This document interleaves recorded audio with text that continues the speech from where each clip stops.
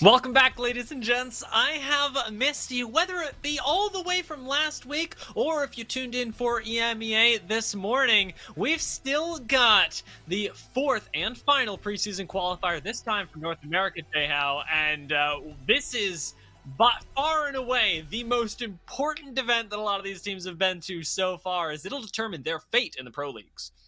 A lot of teams, indeed. Some of the teams that had already qualified might have found themselves out this weekend, which opens the door for other teams to come in and try and claim their spot. There's teams that can get in on points, but there's several teams that will be able to win out and get there, which means the stakes are incredibly high today. Make no mistake about it, this is the most important event for several of our teams. Now let's take a look at those teams, see which of them have already qualified, which of them have a larger journey. As Absolute Monarchy, Buff Pathfinder, Bad Boys, Otama, Sheesh, and CPR certified, all those teams that you see in front of you actually already have their spot secured, and this is a lot more about glory for them. Well, when you consider what we saw this morning from Clean, in case you missed, the EMEA region, Dolphin and Team Clean, who had been second place the last 2 weeks, came out with an absolutely dominant performance today. This is their warm-up to get ready for Pro League. If they're going to be good in Pro League, you might as well be able to dominate these lobbies. So I think for those teams that are playing today, they're probably going to have the same mentality. When you look at a team like Sheesh, everybody knows their name. They're a team that is rounding into form. They haven't been competing as much as some of these other teams. So getting together, they definitely still have things to work on. And I wonder if anybody has been able to put in the time to echo the performance of Clean this morning, to be able to go out not just with a win, but with a statement win as well. We think about those teams and we have to consider the other end of the spectrum. There are a lot of teams in the middle that need to find themselves some decent placements, 16th, 10th, 8th, whatever be it. But there are several teams in here, I count 7 of them, Jayhow, that absolutely must find the win if they want to compete against the pros. Consider this. One of the teams that you could almost consider to be a lock for NA ALGS Pro League, 2B1C. Dia, how many times have we seen them out of the first 3 weeks? Hey, it is nothing. We haven't seen a single one. Yeah. 0. That's crazy when you think about the caliber of that team. They have been accumulating points by way of the semifinals. They just hadn't made it here to the finals. They are one of those 7 teams, and you consider some of the other teams that are there. There's been a lot of talk around. Friction is high. We'll say that much in the NA region. A lot of chatter going on there. You consider a team like Sussy Bakas as well. Stuff. And so you have a lot of teams. I know there's a lot going on, but there is so much competition here in NA. They are going at it, and they'll have one more chance here in week number 4. Yeah, you guys should absolutely take to Twitter if you've missed the drama of this weekend, because it is so fine. 2 Brains, 1 Control. It's worth noting you talked about how they need to place relatively high. They got to get 7th or higher. It's their first appearance inside of the preseason qualifier finals, though, and that for me has me a little bit worried. The fact that they've got to get such a relatively high placement, placed within the top 10, doesn't tend to go with teams whose first appearance is in the finals, and I wonder if they're going to be able to overcome that barrier like Rats did this morning and be able to come out on top in a way that we know that they can. Like you said, the caliber of team is very high, but are they used to this kind of lobby? So far, no. Well, I mean, recently, no. But if we actually went right before the ALGS, now keep in mind that there were some changes to the map shortly before. There was a major meta shift as well. And I think that has had a pretty big impact on 2B1C. But if we look at August in particular for 2B1C, they were not just doing well in your average tournament. They were taking over #1 in tournaments against teams like TSM, against teams like Benchwarmers. So winning in tough lobbies, they're no stranger to it. The only problem is you're only as good as your recent games. And you can look at it, the last 3 weeks, they haven't been here. So that is a major talking point, I think, for the large portion of the competitive community. But of course, there are other names to talk about alongside them. It's just that's such a big name for them to finally show up here. Well, let's pull that focus. Let's talk about the teams alongside them, because one of the big ones that stands out to me that we have seen in the preseason qualifiers before, but currently do need to find the win in order to qualify, is TSS. These guys, again, competing against pro teams for a very, very long time. And these guys, as of right now, aren't qualified. They absolutely have to win. They cannot just get second. They can't get third. They can't kill everybody in the lobby 100 times and be able to make it. They've absolutely got to find that first place spot. And that's the thing, that with not just them, but a team like Center Zone running late as well, with Wonder Boys trying to find that first place spot. I wonder if Two Brains One Controller have the same level of stakes, and with so many people vying for 7th or higher, whether they'll actually be able to find it. Well, it's interesting when you mention TSS and what they have going for them. They have the #1 Predator, or at least had been competing for #1 Pred going into the last split, and will be competing for that in ranked. There's a huge difference, though, between competitive and ranked. But we had seen them. They performed really well this weekend. Not only that, but they're kind of trying to shake things up with the meta. They were running a Fuse yesterday. They've been experimenting with some of the different meta. So I think a team like this coming together and trying to put it all together, if we were going to see that miracle run in that one team, it's all in or bust. So no matter what happens, if we're 3 games in and things aren't looking too hot, they might need to turn that dial up to really start to frag out and get those things. But the first few games will be a feeling out process for how they'll be able to approach that. But that is a team with potential. And as much as we like to talk about potential for these teams, it's the results that matter. And for them, this is the only chance that they have. It's first or none. Absolutely. I mean, you said results matter. Results also sort of speak for themselves. And I want to draw parallels in between this morning with Clean being able to take the #1 spot in EU, and interestingly enough, Buff Pathfinder, who have made it all the way here again. They are one of our only teams who have attended all 3 qualifier finals before this. The first time they joined, they placed 17th. The second time, they placed 6th. The third time, they placed 3rd. So these guys have improved time and time again every time they make it to the finals, and you can only go so far up from 3rd. So I'm imagining that we get a top placement. You know what I'm saying? In all likelihood, it's there, but will they kind of relax a little knowing that they've already got their spot? I think when you talk about a team that has been performing better, one noticeable thing from last week is their positioning around where they needed to be. Their reading of zones, I think, started to become better. They started to kind of formulate a plan for that. I think they found themselves in some really good spots. And when you get away from some of those top teams like Benchwarmers, they're out, they won last week, and you start to take away some of the top performers, it does mean that you might be that team that now can kind of puff your chest out and say, hold on, we're the top dogs in this one. Not literally like in EMEA, but they are a team, I think, that has potential to flex a little today. Definitely do. If you think about flexing today, I think we got to think about flexes yesterday as well, because Absolute Monarchy, I think it will come as no surprise. Incredibly smart team has sort of been put in the same boat as Two Brains One Controller, as TSS, with these guys that can constantly compete with pro teams. They are a pro team themselves in a way, and they yesterday won 3 straight games, but interestingly enough, they're mirrored on the other side by Last Minute, who also won 3 straight games. And that's odd to me, because Last Minute, we haven't seen them since last week. When they went out in 16th, they weren't looking too hot. Yet somehow, some way, between week 3 and 4, something has changed fundamentally about this team. For a second there, as the drafts are going through, I was like, hold on a second. If you missed EMEA, there was a sharp decline in caustic play, more diversity, cryptos, and an abundance of Lobas somehow. We get here to North America. There are less caustic teams than last week, but there are more of those traditional throwback teams with the Bloodhound. We'll get more into that here in a minute, but it is time. Game #1, the final week of the ALGS qualifiers are underway. I am so ridiculously excited to see how this one plays out already. I know, and a lot of people will know as well, but if you're looking at drop spots that where teams have landed in the past, there are a lot of potentials, especially in game one, for contests to happen. So I'm hoping that we get a little bit of early action, especially because EMEA was so slow for us this morning. It's not a bad thing to play patiently, but I can't lie to you and say that I don't enjoy just a little bit of chaos in the first couple of minutes. And that, at the very least, over in Thermal, it seems like we have. Well, TSS, the team that does need to win out, if they are going to get there, it could come by way of getting early KP. We'll see if that unfolds. Meanwhile, Optimal Ambition, another team that needs some serious points to give them some consideration. One of the teams needing the most points today, so high placement necessary for them. And they'll have a while to go, but fortunately are going to be able to play edge of maps. Seems like we're likely going pretty far away. You and I talked about this a little bit earlier, but we haven't really seen a whole lot of those.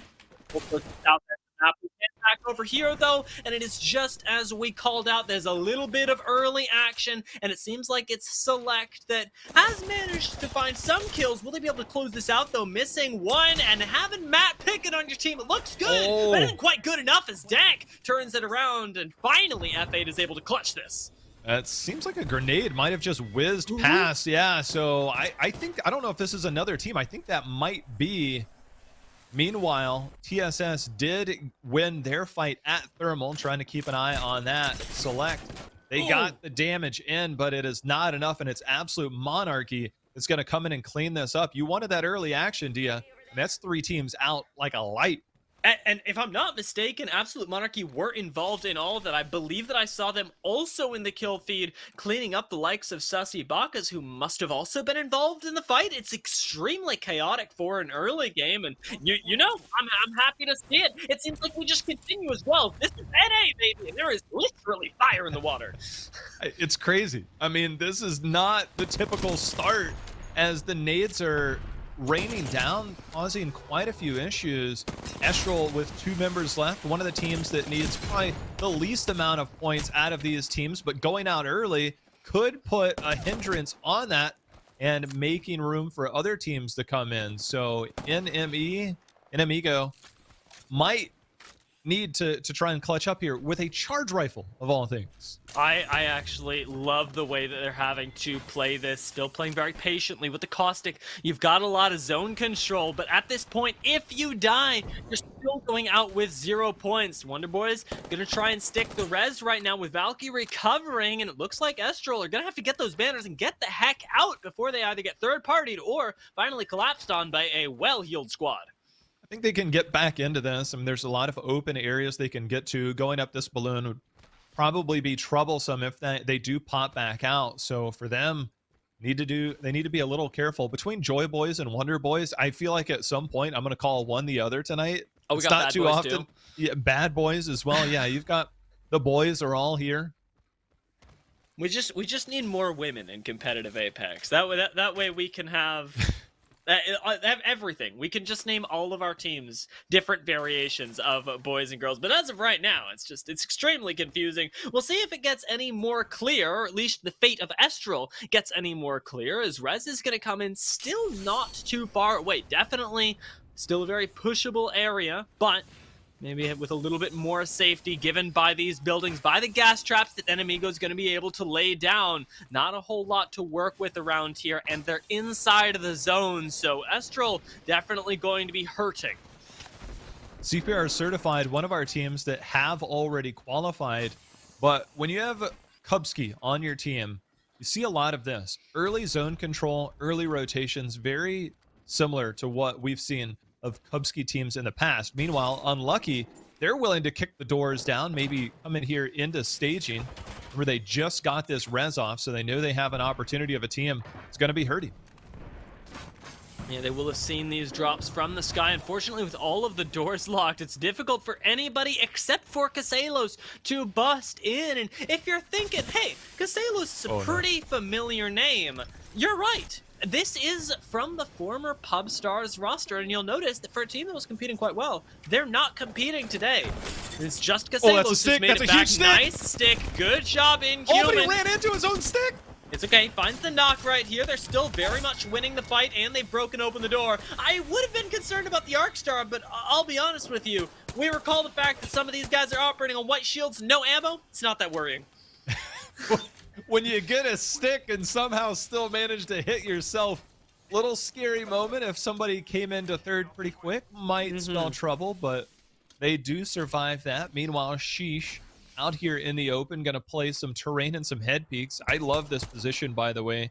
It is a little scary when you consider a team that could come in from countdown. As long as they've got the traps behind there to kind of act as that beacon, that sonar. Say, hey, you know what? Somebody's behind us. That's really what you got to go for, because somebody could sneak up behind you pretty quickly. But this is a great position if they are playing more for the late game. Yeah, and they're going to be able to siege out any squad that tries to gatekeep over at Landslide. There's not a whole lot of cover there ever since the train yard met its untimely demise. Speaking of untimely demises, we may have a few more already. Absolute Monarchy out in the kill feed. Big changes to the lobby with a team of that caliber already gone. Last minute are feeling a lot better about their chances. Well, last minute, another team that would need to win out and get first place, taking away some of your stiffest competition early and picking up that KP. Not a bad way to start. Still a very long way to go, but just want to keep that in mind that we have 7 teams that need to get a first place finish if they are going to get there. Other teams can make it by way of points. So for the teams that do need to win, they need a lot of good games to really send it home. Yeah, we take a look at the kill feed, though, and running late, another one of those teams that needs to win is unfortunately looking like they're going to go out in that 16th place. So the competition very quickly getting, much thinner than we're expecting. Again, it's only round 1. First ring has not even finished closing yet, and already we've lost 5 squads and may very well lose more within the next ring. TSS already inflicting more damage. They got a knock. So if they can continue to get more, that is my team. If I were to pick one of the 7s to win out, by far, what they're able to do with that team. And of course, I'm going to be rooting for the Fuse team. You know that I've kind of been that person that said, if there's 1 or 2 Fuses in these lobbies, it could really disrupt the caustic meta pretty significantly. They're the one team that has been running it, a 2nd place finish, I believe, yesterday in their semis lobby, and a team that's very capable of fragging out no matter what.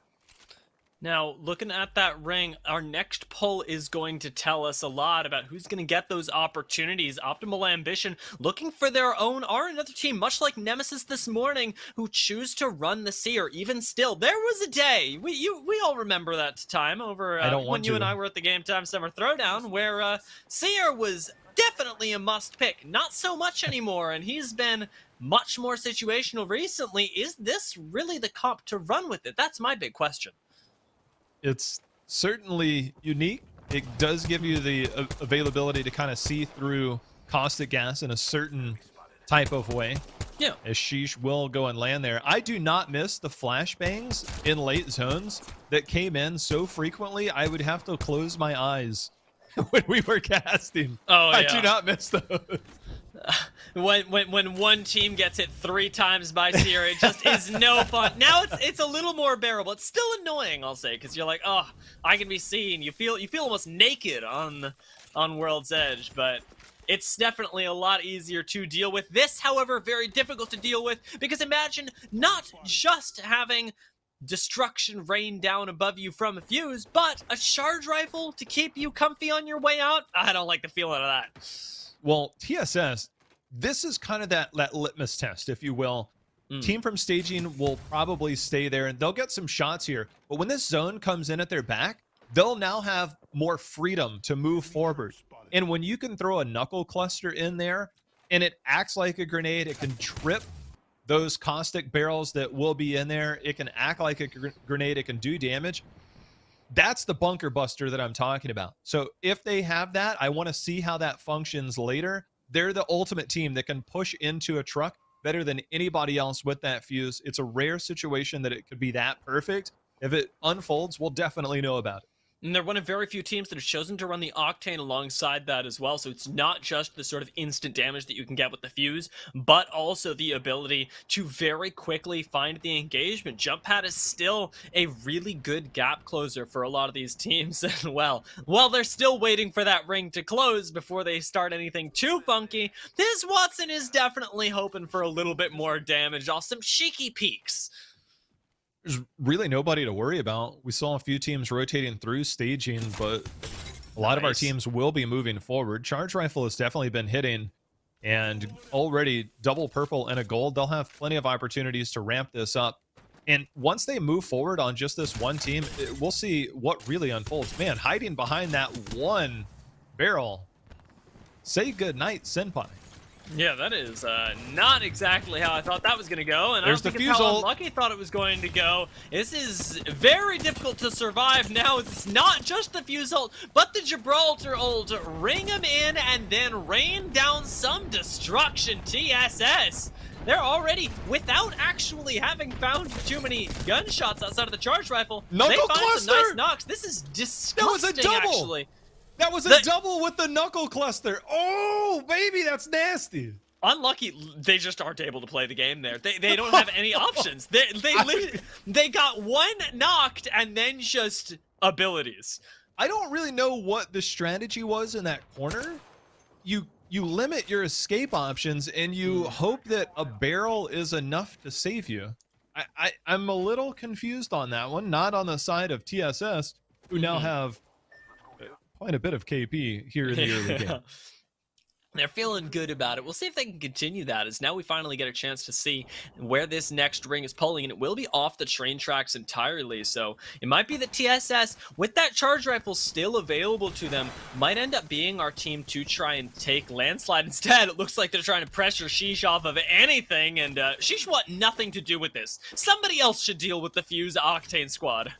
Well, the knuckle cluster came in, forced them out, trip. Oh, those are some nice scout shots. Trip the caustic barrels in there and opens up space. I mean, that's what it does. I mean, it functions. It's not as effective defensively as, say, a caustic, but if you have a knuckle cluster at your door, it can certainly work in your favor defensively. Clearly, Fuse is about 98% offense, about 2% defense. You know, maybe exaggerating a little, but he's a lot of offense. Yeah, I mean, and a little bit of exaggeration can still go a pretty long way with TSS. They are, in a big way, feeling very confident this game, and I think it's interesting where Sheesh have chosen to hold right now, because there aren't actually a whole lot of teams out here. It's TSS. We got a team in Landslide right now, but there's not actually a whole lot of teams that they have to gatekeep just yet, or at least that they've seen so far. So playing more in the way that TSS was, for having the ring at their back for later circles, it seems. I think they're kind of graced with this circle slightly pulling into countdown, meaning that it's less likely a team will need to ape through this choke. It's still entirely possible that a team coming over from the far west side might do that, because when you think about Landslide and the options north, it really is mostly about countdown. And then the few areas that we're looking at, like the truck in this position where they're in. And yeah, we see now most of the teams are going to be in countdown, because Landslide no longer a place where you can just sit comfortably. There's not many buildings, if you will, on the high ground there. You're kind of exposed most noticeably to our team that's sitting on the tower on the far northeast side of the zone. And that's Buff Pathfinder. So that's the team that you would be exposed to, meaning that Landslide going to be relatively empty with the most focus on countdown. Yeah, and up here, Buff Pathfinder actually have really nice control of the open space. This is a place that could really pay off for them later on, given how many zones tend to pull into the open ground, and even can pull right next to where Buff Pathfinder are sitting. But because they don't have control of a beacon, they won't actually know it for a very long time, and you can see them running low on ammunition, running low on meds. I find myself wishing they had a Loba up there. If it was EMEA, it very well could be possible, but I don't think we've had a single team, maybe one team, run a Loba. Yeah. But, I mean, after what we saw, I mean, I was expecting 2, maybe 3 earlier. What did we have, 6 or 7? I mean, it was unreal to see that many, and when you consider the percentage of teams, and now won't be pulling towards that tower. Instead, it will be pulling more towards countdown.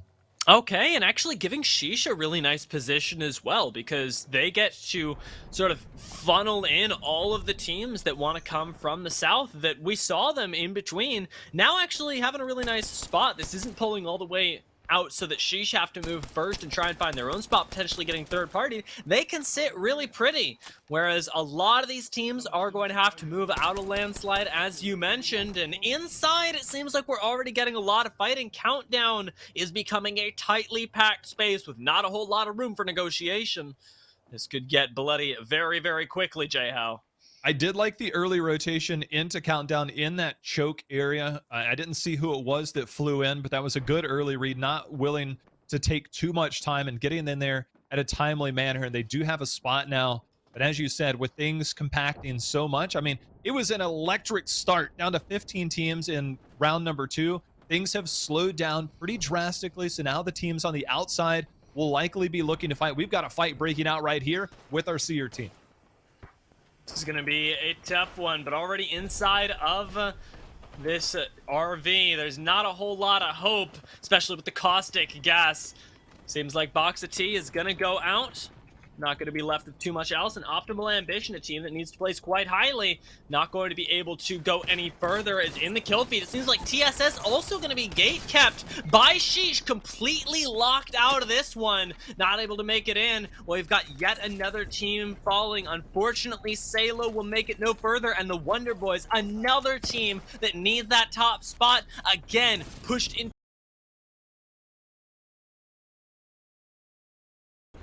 Disregard for what these teams put in. There's a reason they need to win today. Is the model of consistency might not be there, so some of these teams will have a much tougher climb than others. Meanwhile, Bad Boys trying to survive did eat a few nades there, but looking to regroup. They can play on this southern side, and when the next zone closes here in about 10 seconds, I really want to see, is it going to be pulling more towards this? There's an outside shot. It pulls towards this side of the cliff. I think more likely we're looking for Countdown side. Yeah, the outside would be really, really crazy, but it's getting crazy inside as Kupski is finding knocks left and right, unfortunately, with McNuggy, but on top of 17 thermites. He will go down, and that'll be the end of that squad. Easy as you like. McNuggy say goodbye, and hey, Bad Boys, they might be looking for some knocks of their own, as well. Rolla Theory has been knocked out. Sheesh might be joining them soon. Bad Boys bubbling up on top. They're coming in for this push. Mastiff not gonna find the connect first, and actually the knock comes back from Timmy. Sheesh could actually clutch this right now off of mechanical skill alone. Coming around the top. Sheesh are unpushable in the south. Timmy said one shot, no problem. Comes through, peeks right on top. Wig would have eventually clutched up, but Timmy said, you've got him distracted. I'll do what I gotta do here. So Sheesh managing to get more KP on the board, similarly to what we saw from Clean earlier. They don't need to win, but they know that they need to get better going into the ALGS. They're already qualified. This is a team that has a lot of pride, a lot of determination to do better, and seeing them compete so well and have this early success, great start so far, still 7 more teams in front of them, as Countdown now is going to be an unwelcome territory for them to go in. And I want to see, are they choosing to go in the back door of Countdown, which seems like the likely? Are they going to go up and over, because we have seen them use a lot of Valkyrie ults? They might be prepping for that. It's going to get wild. Yeah, that Valkyrie ult seems like it could start some fighting real quickly. I'm a little bit worried about it, especially because center zone, interestingly enough, not center zone right about now, but pretty darn close, have gotten themselves some territory held down by the caustic. Going to be chilling in here on what is a pretty common hold, actually, as Arcstar is start to chunk them out and is going to force them to use some of their meds. Nice thermite as well. They are really being besieged down here. When you have the availability to do it, and there's only 15 seconds before this zone closes in, yeah, things are going to get real tight as it grips you. I mean, there's nowhere to go. They're looking in front of them. They know there's a team on the low ground in front of them. They might have to fight forward, but it looks like peekaboo, here we come. Right out through there. No. Caustic gas hurting a lot, but the zone's going to hurt a lot more if you stay inside. Buff Pathfinder, top 7 right now, trying to up that number a little bit more. Top 6 for them as they survive another team pushing through, but they are very hurt and potentially down, but not out yet. Malice Mamba was taken out on the side. It's a Soul Wraith over there, so Buff Pathfinder know where they need to focus, and it's not on rezzing their teammate just yet, although the bubble coming out is going to signal that we're getting the fast res as they search for just a little bit of cover. They do not have a nice spot. This is by no means safe, but it's going to have to do for now as Buff Pathfinder struggle to stay alive, and the Joy Boys are not going to make it any easier. There's knock number one, and see if they can try and finish one of these. The caustic gas enough to get there. We already saw all the grenades used. There might even be another team under there that could kind of help thirst things. It does look like there is another team directly below, but here we go. 7 seconds away, 5 teams left. It's go time right now. These teams are gonna have nowhere to go, nowhere to hide. What peekaboo, it's Joy Boys on top with a lot of angles and potentially a lot of KP in front of them. Buff Pathfinder have gone out, so have Sheesh, with last minute picking up so many kills in the last couple minutes. Will they be able to clutch it out? CPR tries to push it again to take this low ground, but Joy Boys just aren't going to let it happen. You're pushing through so much open space to try and stay in the face of this, and again, Luda is finding even more knocks last minute. Somehow are doing this off the back of Luda alone. This guy is a one-man army in the kill feed. Sometimes that's all it takes, a minute and a half left. All the places that teams were hiding, it's now peekaboo time. You can see the pings already over here on the left, the teams directly below. Kubsky, the lone member of CPR certified, eating some of this gas, does have the gold. That will keep them alive a little longer, just playing right on top casually. Don't mind me. See how this one works out, as I believe he knows there's a solo Wraith right next to him, or there was moments ago. Gibraltar ult raining down from above, not gonna catch Kubsky. Instead, healing to full, as there may actually be some more members down here. Pops right down. That's the end of it. Luda, the one-man army, taken out now. Well, here comes Kubsky right over the top. It's just the Wraith killer right now, unable to seal the deal right there, but Joy Boys down to 2 members. Almost 1 left. AJ needs an armor swap here, and they're even going to go for a potential res, maybe fake it, see if they can get the team from up top to come down. There's no way you can commit. Here they go. It's Legacy on top. Comes through with the flatline, getting the shots in, and it's Legacy, your game 1 champion. Oh my lord, that was tense at the end, and in a weird way, the Luda story ended up feeding into exactly how Legacy won that game, because Kubsky was able to take that kill, then come up, I think he actually knocked the Caustic on the lower end, and so that was a big part. Sorry, excuse me for my camera. That was a big part of how Legacy ended up winning that game, because they had basically just 2 members to chew through. You know, we focus so much on the low ground. In the back of my mind, I'm like, who is on the silos? Like, somebody has to be on the silos. And then at the very end, it's like, surprise, it's us, Legacy, a team that needs not a lot of points, but a decent amount of points today to control their own fate. And coming out game number 1, they already are off to a good start. A team looking to secure their spot here on the final week. And just a little peekaboo action from up top. No big deal. Yeah, I mean, Legacy got to place 9th. They're higher to secure their spot. And right now, placing first, it's a great safety net for them during the rest of these games. We'll see how those work out, though, as we're going to take a few breaks, tally up the points, and then we'll be right back with our second game of the night.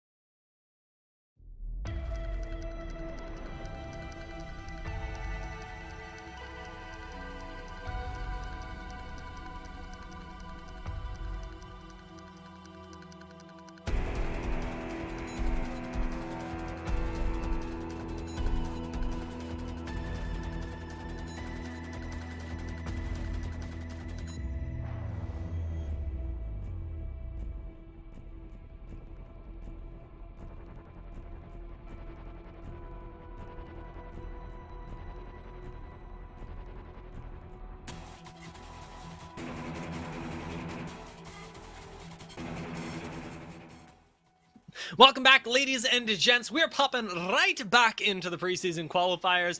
Game 1 was a big one, and it ended with Legacy taking the first place spot. But did they take the first place spot with no contest? Because they didn't get that many kills. At least that's what it seemed like. 8, not bad. I think they definitely got a lot of what because we didn't get to see them firsthand. I think they were busy cleaning up a lot of what was around them with that position. Of course, the high ground, you always get pretty much the last 3 if it's available. I think there was 2 in the last team. So a big game for them to start, a team that does need to finish, as you said, at least top 9 to control their own destiny. So a great start, I think, for Legacy. Yeah, and, well, I was thinking that Sheesh would have a pretty great start, but they ended up going out in 6th, really surprisingly. I wanna be able to take a look at that later, because it seemed like they had a really nice sort of control of zone, but as soon as they needed to move and adapt, they couldn't find a home. And if we're talking about teams that couldn't find a home, 2B1C going out in 9th, I think, was a big surprise to a lot of people. Absolutely. So much is riding on a team like that to perform well today. And I do want to bring attention to this. And it's only game number 1. And there's not a ton of points necessarily bringing this. But when we look at the contrast between what we saw earlier and now, 3 of the top 5 teams, conveniently, after game number 1, are teams that would need to win today to get in. So 3 of the top 5 coming out with strong performances, knowing what they have to do today. Normally we see the teams that are already ahead, that are qualified, they're going to be better performing. They know what to do when they're here, but I am a little surprised, at least after game number 1. Still a lot more to go. But 3 of those teams, they need to win, and they're off to okay starts. Yeah. I mean, there's upset potential here, and we can see it building now. I will say, though, for the teams that were eliminated earlier, we've still got the hope story. You watch EMEA this morning, and you think, well, Clean went out pretty early and still won the whole thing, so maybe we can too. I'm looking at you guys, teams that have been here time and time again. Buff Pathfinder going out in a very weird way inside of Countdown, seeming a little bit thrown off by this last qualifier, and I think the desperation with which a lot of teams are not only taking zones but holding on to them as well. I think that's a big reason why we see these teams that need to win today actually placing quite highly, and it's because they don't have a choice but to find those kills, but to hold on to their spot, because losing one game isn't just losing a single game for them. This isn't sort of a low risk scenario as opposed to the teams that are already qualified. I think if you're like us and you love to watch the kill feed and you like to get an idea on what's going on outside of what's presented directly for you, 2B1C, we were kind of curious where they were. Seems like we've got some name changes going on there. Arius, Shogun, and I didn't get to see the last name. Starts with a Z. So if you see those in the kill feed and you're wondering, there's a lot of 2B1C fans out in the Apex competitive community. If you do see those in the kill feed, those are going to be the names that you're looking for. Either way, it's time. Game number 2. That explains it, because I was looking at the kill feed going, where are these guys? And, that was our conversation in between games. Like, man, when did they go out? And we're watching it back. And I was thinking, hey, they land at Countdown, and hey, there they are. So you got us. Thank you, Jay Howe, for keeping me up to date, as I was slowly but surely losing my mind. Now, we'll see if these teams continue to lose theirs and perhaps their life, as we did get a lot of early action last game, but I'd say that most of these teams probably looking for a little bit more of a controlled style and a little bit less of that fragment, just fiesta that we had. Be honest with me. You really want to see Rolla Theory for the entirety of the game, just so you can talk about McNuggy Butt. I really do. It's really fun. I'm like McNugget. It's one of those names that, like, it glides the line in between things that bother me to say on broadcast and and things that are just straight up entertaining. It's just perfectly balanced there. And you know what? I'm happy to see it. It seems like, we're having a little bit of early action here in a very weird way. Buff Pathfinder almost losing one of their members to the Prowlers are going to end up being okay for now. Just Vic's going to pick up the Thermite and maybe be able to use that if there was a next wave, but pretty comfortable for now.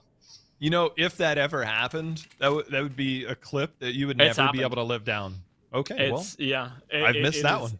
It was, I think it was last ALGS. It was just a total fluke. Losing somebody to a Prowler, you're like, oh my lord, I'm never living that down. If you die, do they feast on you to thirst you? Because that would be the ultimate insult to injury. I think they do. You know, as somebody who has definitely has not died to them before. Oh yeah. Yeah, absolutely, never have. I think I can suppose that they feast on you, but I won't. You know, I won't make any claims here.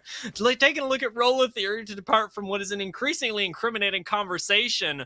They're going to be making their way out of Lava Fisher pretty darn quickly, as with 1 minute 18 left on the clock, the rotation is already late, especially considering that they are not in the ring. They are not playing zone right now. Absolute Monarchy playing the edge, already having lost a member, an equally sticky situation, if not a worse one.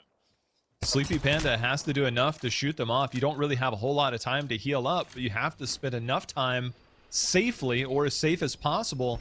And they do see they are being pushed. Q just coming out from Valkyrie, and I think Absolute Monarchy is able to rebound from this. They're not out of the woods yet. Sleepy Panda coming down to lend support to the teammates. But man, I think Absolute Monarchy is able to rebound from this. They're not out of the woods yet. Sleepy Panda coming down to lend support to the teammates. But man, they've got to try and cross this right now, coming right over the top. Pinched right now is Absolute Monarch. And Stops doesn't have the bubble yet for at least another 20 seconds. There it go. Actually, holy moly, that was fast. Ends up getting it down right now as the res is had already come through. And now, having used it so defensively, they sort of keep themselves stuck in this area, needing to push up to make the best use of the caustic, the tankiness inherent with him in the Gibraltar. Not even finding the trade back, though, and Sleepy Panda still all the way on the high ground. Makes this a situation from where I do not think they are coming back. It definitely seems like it's going to be a tough road back for sure. Sleepy Panda had gone down, but ended up going back up. And we could see Absolute Monarchy. This is just on the edge of zone, or outside of zone, if you will. And Select on the other side, who's actually down a member. So I think AM might actually look to fight this. They know they have a 2v2. We finally get a look at the other side. But surprise, surprise, a team flying in from above might actually be the stopper to that fight that we were talking about.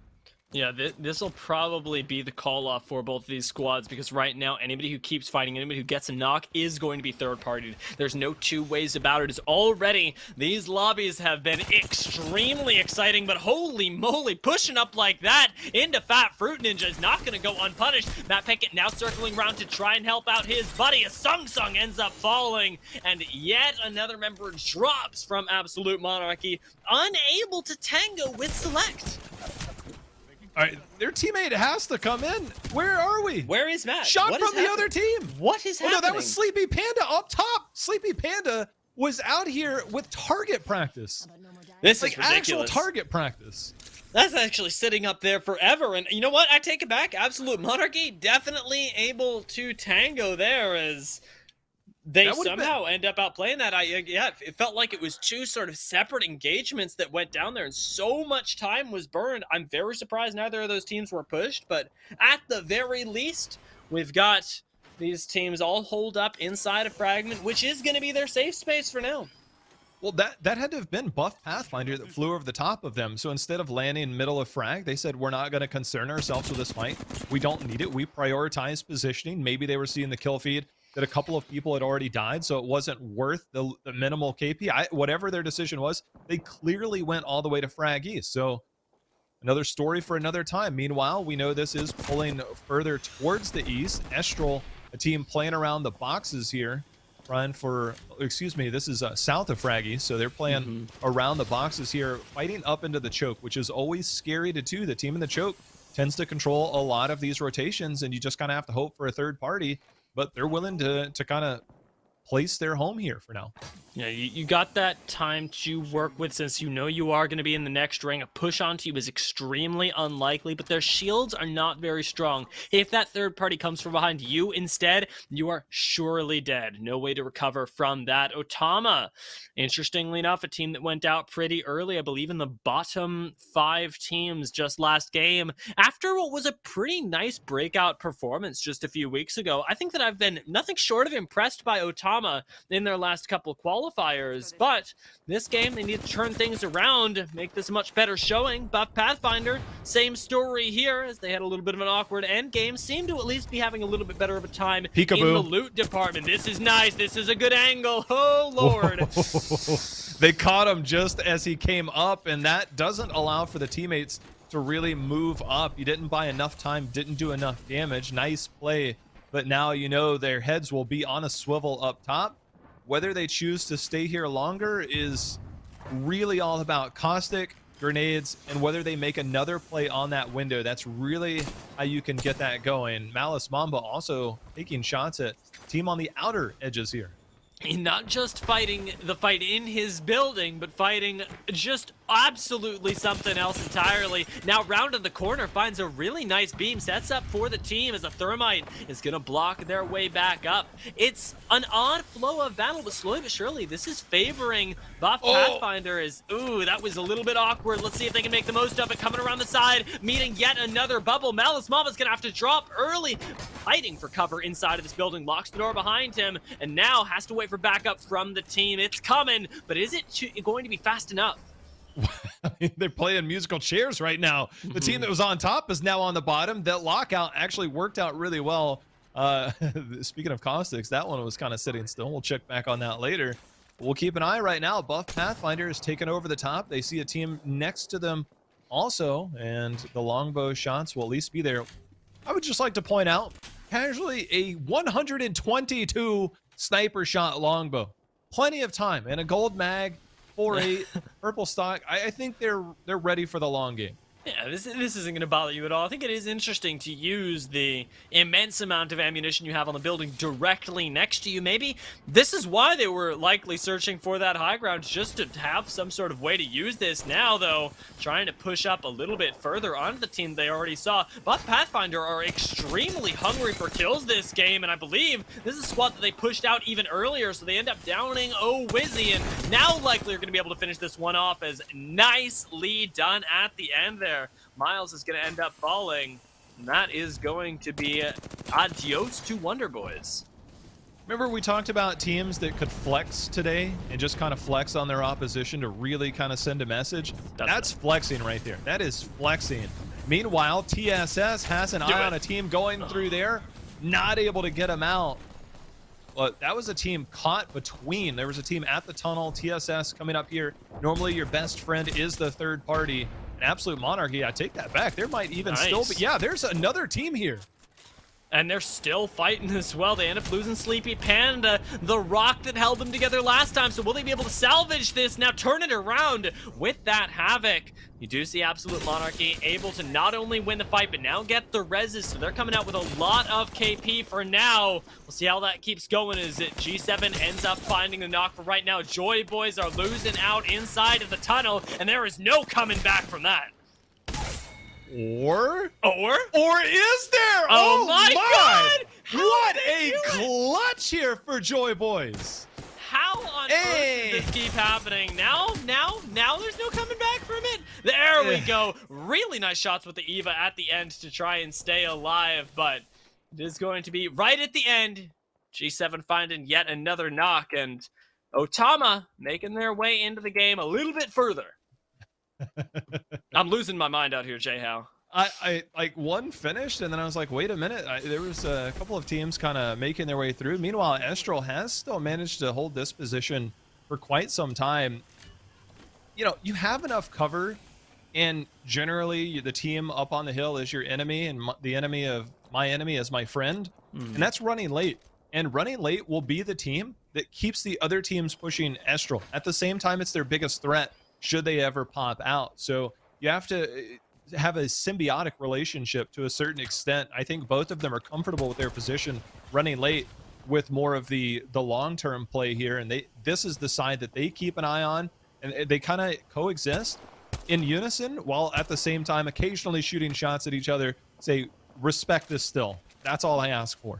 Yeah, you want to keep at least your presence as a reminder. You talked about this a lot earlier today, I believe, with the Valkyrie teams and how important it is to just sort of announce yourself not just to teams that may be landing on you, but even to the teams right next to you. Say, we're still holding down this spot, because if somebody puts themselves in a position where their only option is to take the territory that you're currently holding, you're likely both losing that fight. Well, they're going to find that choke right at the edge of zone.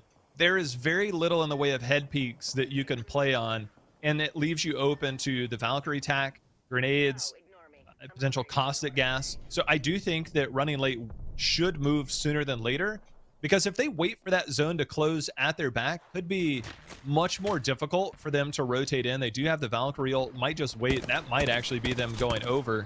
Meanwhile, Absolute Monarchy, one of the teams that we see going down on the kill feed. 14 squads left, 40 remaining now. Absolute Monarchy still, I know, not going to be happy with that performance. They expect a lot more from themselves. We talked about running late, maybe rotating out. They haven't just yet, but they do see a team coming out behind them in the kill feed. Sheesh is starting to get their own snowball going. And wow, actually looking at the south end of the map, we're getting something more going over there. This might actually be them. I heard a grenade go off. That might have been the thirst that went off here. This could be Sheesh in this vicinity. Shisha team notoriously late rotating towards the top part. They like to use those Valkyrie ults. They're not one to really get in. They'll take their time. Meanwhile, when we see the Seer, we know what's going on there, but it's a prize getting even more damage with that caustic gas. Although Timmy now down. This is a very, very strange fight that's happening, as it seems like, yep, right now, Sheesh likely going to go out. That Thermite doing a lot of work, and Nades definitely living up to his name, his Optimal Ambition. They're holding on in this building and end up fending off one of the most mechanically talented squads in the lobby. Now, can they fend off a second? Running late, meanwhile, is perfectly content with holding this.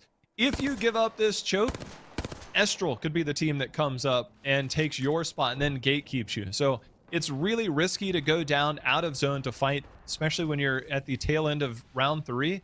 But the fact that they're choosing to go in this late, okay, I would say that's very surprising. It does look like Sheesh was now finished off as well.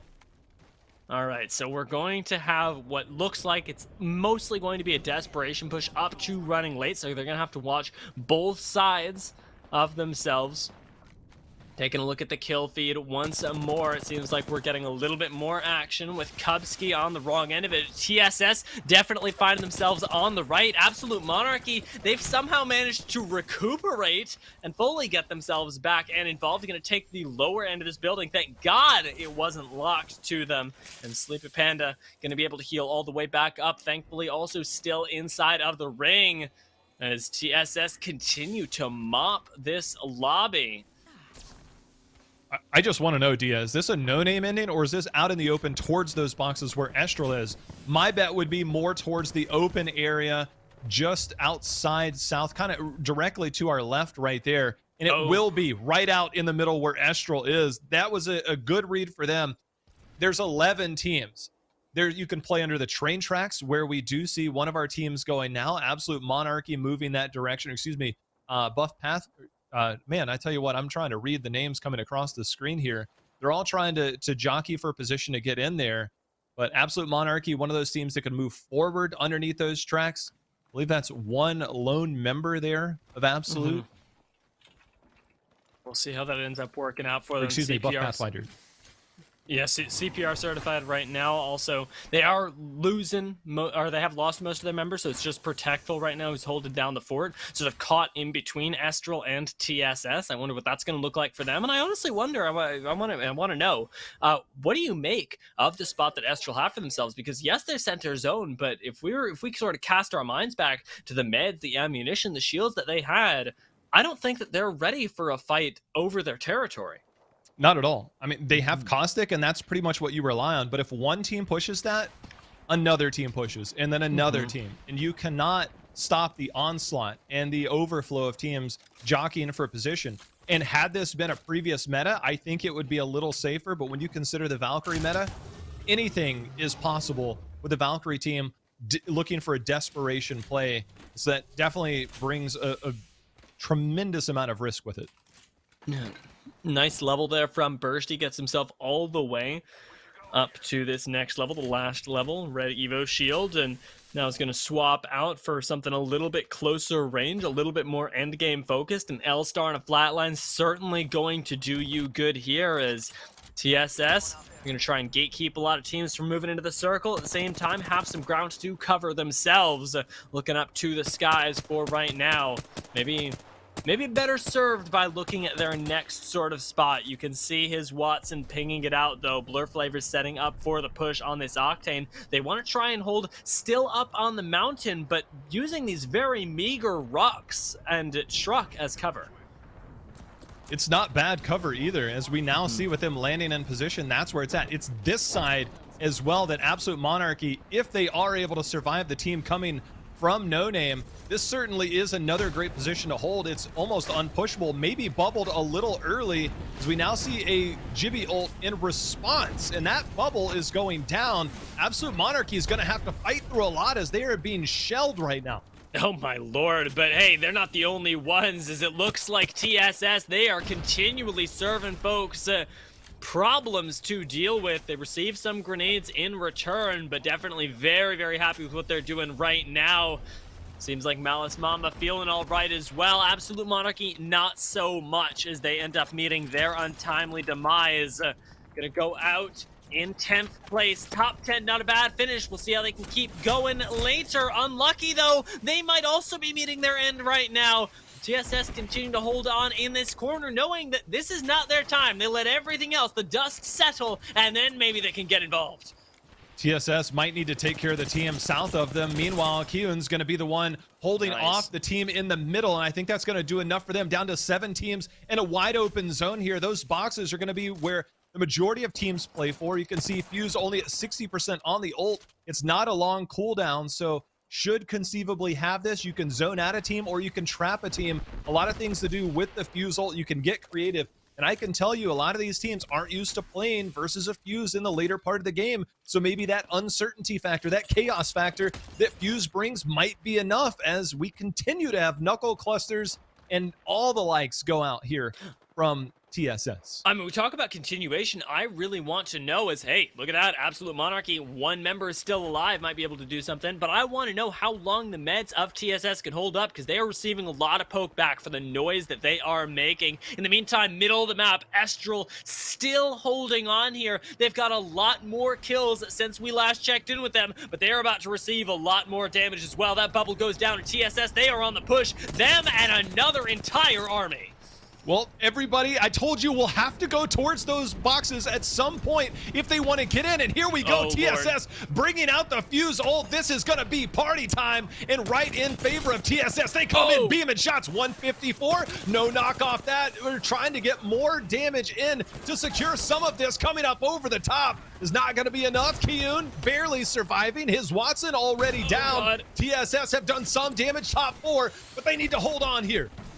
All right, well, playing his Watson shield gets them a little bit further in, as right now taking a look at the larger map, we've still got 1-1 negative and Lightstar holding up in the top. This may be their game as they push down right now, running late, are ready to run in, but there's another team coming in from the side. This fight is not over. TSS, their journey is over, and it's last minute facing off against Luda over here. Sykes is flanking, and there are still 3 squads remaining, surprisingly, after all of that carnage. Well, running late, they held that choke, and now they have come down to reap the rewards from the teams that fought directly in the middle. So now they're trying to send this and say, hey, positioning really worked out for us. They've got a couple of knocks, but it's down to 0-0 negative. 1, can you clutch right now? The team will be cresting over the top, and it is not going to be enough, I think, here. Oh, he's got it. Oh, he doesn't have it. Oh, my lord. Last minute. I cannot imagine a more perfect final circle of last minute versus running late. That was actually just poetically one of the best endings that we've had, and I'm really happy that we get to see Luda come back in the kill feed again, because they popped off in game 1 and now have themselves a much-deserved win. Look, if you're the team on the choke, there's a reason you stay there. If you're the team that's in the boxes, my goodness, if you survive that, eventually you just run out of space. And that's the most cover in that entire zone. That's why holding that early is really difficult. It's not to say Estral might not have got some KP in there. and they did get positioning, of course, in terms of placements, but man, that is such a difficult spot to hold when the whole lobby converges on you like that. You just kind of say, all right, we all go back to back. You shoot that way, I shoot this way. If something happens, I'll let you know, but good luck. Go out guns blazing. That's really all they could do.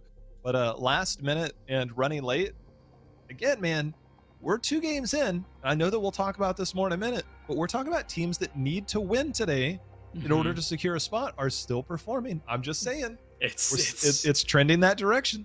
It is super cool to see. I'm very excited to see if they can continue, but first I want to know whether they've actually gotten themselves off the back of pretty consistent performances so far into the first place spot, because that would be the thing they need to hold on to. I want to see how much ground they have to cover, and to know that, we've got to take a quick break before we pop into our third game of the day.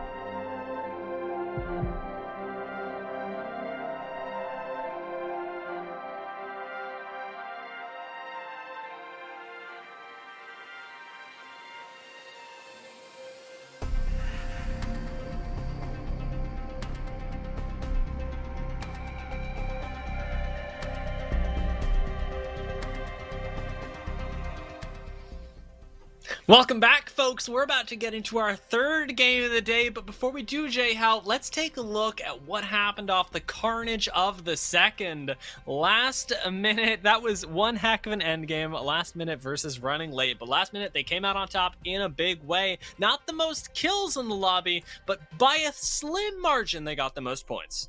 If you take the second column in the first row and the second column in the second row, and you see 7, 10, 10, 6, 6, 6, 3, then you look at the other side, there's 2 and a bunch of zeros. That means that one side of the lobby was really active and the other side was on the receiving end. So Bad Boys, 17 points, TSS, a team that, again, is competing to win today, last minute, running late. I mean, these are some great efforts from our teams with only one shot being today. It's fun to see so far. Yeah, they really are. And hey, I mean, I want to talk about Bad Boys because we did mention them coming into today. These are the guys that did have a really pretty good, honestly, semifinals. When we consider who they were with, they actually ended up doing quite well in the quarterfinals. They were against Two Brains One Controller, who obviously were doing quite well. I'm actually surprised by where they are right now, sitting in 14th place. Is not what I expected from Two Brains One Controller. I just don't know what it is. I mean, it's not going to take a ton for them to get into the Pro League, but this is a far cry from the team that we saw in the previous 2 months prior to the ALGS qualifiers. They're still very much capable of popping off. I think that they're going to be happy to get in, but man, would it be good for them to really make a statement and fully supplant themselves as a contender going into the Pro League. They still have some work to do just to have that open to them. Yeah, as of right now, they need to finish at least 7th or higher in order to have no question, as you said, to sort of take their fate into their own hands when it comes to Pro League. Right now, sitting at 14th, they are sort of at the mercy of every other team in the lobby. And when we look at the teams that are showing up who haven't been here before, whose performances would necessitate a win, those guys you've already talked about are definitely showing up. I've been super impressed, and I can't wait to see last minute's performance again, because they had some consistency in game one. Now maybe a little bit more.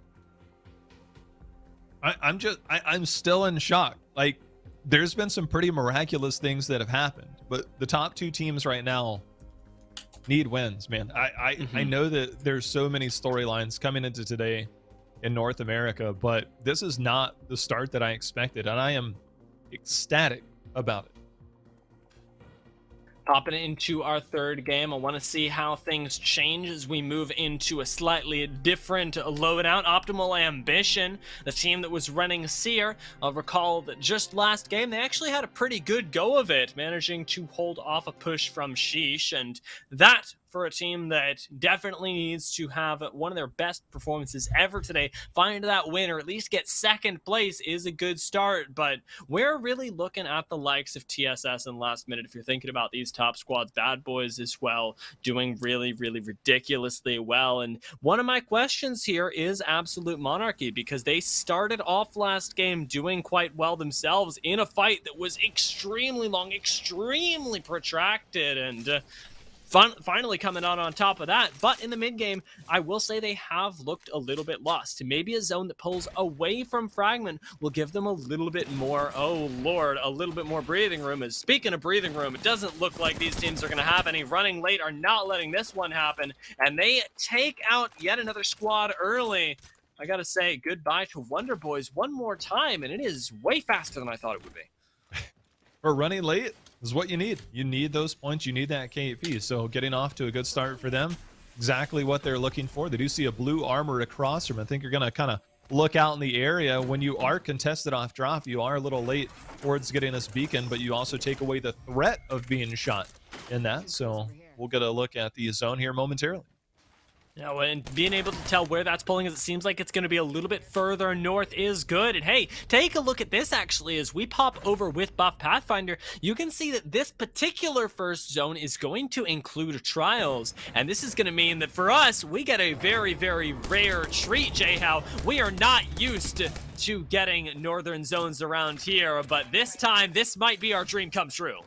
You and I have shared the mic a lot, and man, we have not been graced with too many northwestern zones. Very, very rare. And now we get an idea, even on the scan. You are correct, now that we've got a scan on that. Not only the first zone, but the second zone will be very, very heavy. I love zones that end west of trials in that open area. Those can be super fun. If you thought that last zone was fun, those can be just as fun when the teams coming from, say, Countdown all come through the choke. Man, that gets pretty wild. Ooh, that got risky. Can we appreciate how risky that got? I mean, we almost wished it on him in game one, but hanging on by a thread here. It's some of the more potent early action that we've gotten, actually. Is, hey, you know, one squad out, almost a whole player down to the Prowlers, going to be able to survive for now. Bad Boys over by Overlook. We'll see how they fare on what is going to be an extremely long rotation for them. And actually, this ends up being very difficult for the teams over in even Fragment East up until there. And if we take a look down at things like Lava City and Dome, making your way all the way over to Skyhook puts you through multiple chokes, multiple holdable areas, and teams that like to play edge, this is your time to shine. Pick these guys off. For the teams without a beacon, or teams that don't have somebody that can scan the beacon, which is pretty rare, they might see this first zone and look towards Countdown. They might look towards some of those things, and you might see teams that might not have that information yet look towards Countdown. And it still is possible that it could go to Countdown now that we have a pretty good overview. So that entire area will become pretty heavily populated, and I think we'll see a lot of teams go towards Countdown when we see that. And if it does pull away towards that northwest, that area becomes so congested that you'll see 5 teams all vying for one spot. It gets pretty exciting there. I mean, it's already pretty exciting. If we take a look at the kill feed, 2 brains, 1 controller, they pushed all the way up and have taken away all the hard-earned trials loot. This is absolutely horrific for a team that likes to land up in Skyhook, that wants to have a little bit of a save for a game, one with nice loot that you've earned for yourself in the first little bit. Having that all taken away from 2 brains, 1 control, that land Countdown and we're able to instantly rotate up, that is disastrous. If you like isolated fights, it does not get any more isolated than here at Geyser. Sussy Baka's opting to just say, you know what, we're not willing to take this hour-long rotation to go from the far east all the way west. And last minute is the team that they were engaged in. I believe when we took a quick look at that minimap, I couldn't tell if that was them flying over or there was a team in the choke. So I think wisely getting out of there and getting to safety. Dude, I just want the Ludicam. They've absolutely been popping off on the rates so far, and hey, popping up here on the rotation are finally going to start that one for themselves. Round 1's already closing, so definitely hard edge is the play style for last minute right now. We'll see how that ends up working out, as we already know that there's a team that was holed up in tunnel. Maybe they try and gatekeep that this time around. Sheesh, though, speaking of gatekeeping, are being gatekept themselves on an attempted push inside. I wonder if that was a jump pad or a rampart wall. Likely a jump pad, as things tend to go. TSS showing up in the kill feed on the wrong side of it as well, confirms it. And Sheesh are going to be on the push to try and finish off that particularly irritating squad. Octane not going to be continuing in the lobby right now, as Sheesh, finding those last couple knocks, are going to be able to not just get the res, but take what's a pretty strong team out of contention. They haven't finished it yet. I think that his Watson might be the lone member. And I think that ult might have got enough time for them. So if we do see them sitting on banners, this is a third party. Casellos now is the one that took down Timmy. The third party might actually be exactly what TSS needs to get back in. See how it ends up working out for them as over the wall, in comes Valkyrie. Caustic gas everywhere, but that flatline doing a lot of work for a prize. Needs another barrel, some cover to hide behind, or yet another third party to come in over the top. His Watson has made his way all the way back. He takes every single one of those kills. What is going on? Are TSS really back in it? Well, you've got a 1v1 if they choose to engage now, and it would be, and I don't know, you could see Watson just grab the banners and run. He came in there, stole away the KP, Volt flatline for a prize. Well, they just grab banners and regroup. My God. Man, what a turn of events there for TSS. That's actually so rough, too, to have almost wiped a squad and have to watch your KP fly away. You're gonna res right in front of them. No way, actually, no way this happens. They're bubble beacon resing right in front of them. Holy cow. Actually so tragic. You hate to see it as, well, Otama, let's see if they can give us something else to remember them by. Pushing in over here, over by Trials. It seems like an isolated fight, though, as they once again pick off Protectful, who was very much alone. We've seen this happen quite a bit, but CPR Certified seemed to kind of have him as the last member left alive in a lot of their hopes. Lot of fighting that happened in and around Trials. Normally you see teams content with taking top, taking bottom, taking either the western or eastern end of the choke and kind of saying we'll all see each other later in the game, but they've definitely been aggressive. They do have only 2 members, and remember, a different meta here says that there's more Bloodhounds, and when the Bloodhounds come in and they scan 2 people, you have to be a little bit more respectful. When Bloodhound's not there, teams don't have that information. You kind of fake it, just give that suppressive fire shoot. But when a Bloodhound scans you, you got to respect a little bit. You got to reposition differently than you would otherwise. And that's kind of the difference that you can see in some of these meta, changes. Yeah, it's something that is going to shift the way that the game is played, and I think it does make some things a lot more decisive as well. Bloodhound can also clear out in a way, just checking your flanks, making sure that you're not going to be third-partied off of perhaps a suspected building, and that can start to shift the game around as well. But there is a reason, and a very tangible one, why we see Gibraltar, Caustic, and Valkyrie dominating right now, and it is the versatility of this squad, how much they provide in terms of zone control, late-game tankiness, and their rotational ability and running late. They're the ones making the most of that, playing all the way up here in the north for what is yet another edge play style to try and take advantage of teams that may not be entirely ready for a very scary squad to push on them. Speaking of that, that's probably what's going on here. I was doing the math, all right? The duo squad that we just saw, which means there's one person not there, which means TSS got the res, and therefore, so did Sheesh. Sheesh went very far south. TSS decided to go and gatekeep them. Remember, if you have not been watching competitive Apex for a while, there are no heat shields in competitive. So when you're out here, you are completely reliant on meds. So TSS is crazy aggro here, and you can craft med kits at the crafter. That's about it. We do see 3. There's going to be 1 used here by Watson. There's some...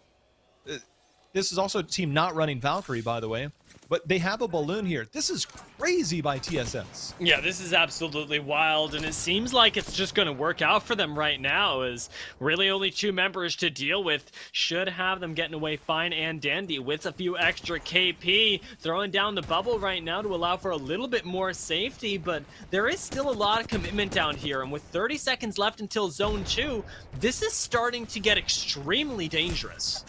They already have 4 KP, and every bit of flesh that they take, they burn more meds. Without the Valkyrie, there's a time limit on how comfortably you can sit here, because not only do you have to go up, but you have to go up and over. They do have 1 knock, so their commitment could come, and it could come right here. Seems like that's what they're going for. They find a little bit of flesh there, but the purple shields as well, committing all the way over. His Watson wants to finish this right now, and they do it clean as that. We talked about how risky it got. Let's see if it costs them, because if you don't have enough meds from now to make it into the ring, that second ring, it'll take you down. Yeah, I mean, right now, they were sitting in zone 1 damage. When round 2 closes, this is round 2 damage. The rotation that they could make is they could take the balloon that's there to the left. You fly up to the choke just south of where we're looking at now. There's a geyser to go up into Lava Fissure. But man, are they, if they get in, they will be hurting. They'll be on the outside of zone. And for them, if they do make it in, there are very few teams in lava fissures. So that might work out for them. We'll check back later. Right now, we've got that zone. Remember, we said if it pulls away from countdown, it could get a little nutty. Guess what? We've got a scan. It will indeed be pulling outside of countdown for what will be a very, very fun ending. It will definitely be getting quite nutty down here. Absolute Monarchy holding what is a pretty unorthodox spot right outside of Trials. Actually have a lot of cover to work with for right now, but do need to watch their backs. I've actually seen a lot of scrims sort of end around here, and teams do tend to hold that high ground and can grief down onto teams like Absolute Monarchy, who are trying to control rotations over from countdown. So it is extremely difficult to hold this area, because there's so much desperation at the end. And I think that's why we see them repositioning right now, because it can net them a lot of KP, but Absolute Monarchy have not had the type of day just yet where they can risk it all for that kills. Yeah, where you saw Sleepy Panda, I think is the spot you were talking about. So beautiful call out there, because they will be the team. And there's normally that one team that holds that spot, and then they become the gatekeepers without the threat from above. I'm glad you pointed that out, because that does have a lot of late game implications, more so than I think people realize. So we'll keep track of that. Meanwhile, two teams still sitting in lava fissure, and now we've got another scan, and this will be on the west side of Trials. And the team on top, you gotta think, man, whoever's up there licking their chops here for the late game. I am sweating right now as, whoa, lordy, it seems like I'm not the only one. Take a look at that kill feed, and we got an alternator and several shotguns. This is getting close range very, very quickly, and Astrala trying their best to stay alive. Looks like they're doing it as well, but the third party from Absolute Monarchy is going to put a swift end to that. The kills keep coming, they keep going. Sussy Bakas are getting involved. TSS are throwing their own names in there, and Optimal Ambition over here on your screens, they're feeling pretty good right outside of Trials as well, but we are really cutting it down as we get even further into the game and as Zone 3 comes to a close. You want to talk about teams with bad blood? Those two teams have run into each other full steam ahead. It looks like there's even going to be a third party involved in that. Meanwhile, we'll keep track of what's going on right here. Optimal Ambition just moving into zone ever so slightly. Will need to make sure and watch their back and their side. They have enough cover to watch the side. But it's the teams that could be coming from that southern end that could be more problematic. Yeah, for right now, Optimal Ambition do need to worry about being collapsed on, and with very limited cover until that next ring closes, I'd say that their top priority is basically just survival. It sort of reminds me of the little Halo clip that you see. Objective, just simply to survive, because there's not a whole lot that they can do. And Legacy, on the other hand, have all the time in the world. They find a knock, and it is an easy, simple cleanup. They don't have anybody at their back right now. They can read all the sides as well as they like. The vision lines are way more open for them, and it is really Optimal Ambition. Seem like they're in yet another isolated fight up top over here out by Trials. It does not seem to be going their way. Skynade, oh my lord, what a beautiful story you tell. High ground going to be taken away from them, but Select try and claim it right back. Once again, though, we're getting Optimal Ambition showing up inside of this kill feed, and this time taking down some other folks. This is going to be the end of what looks like center zone right now as they get taken out, and Optimal Ambition somehow finding their way into what is a really nice spot after a questionable rotation.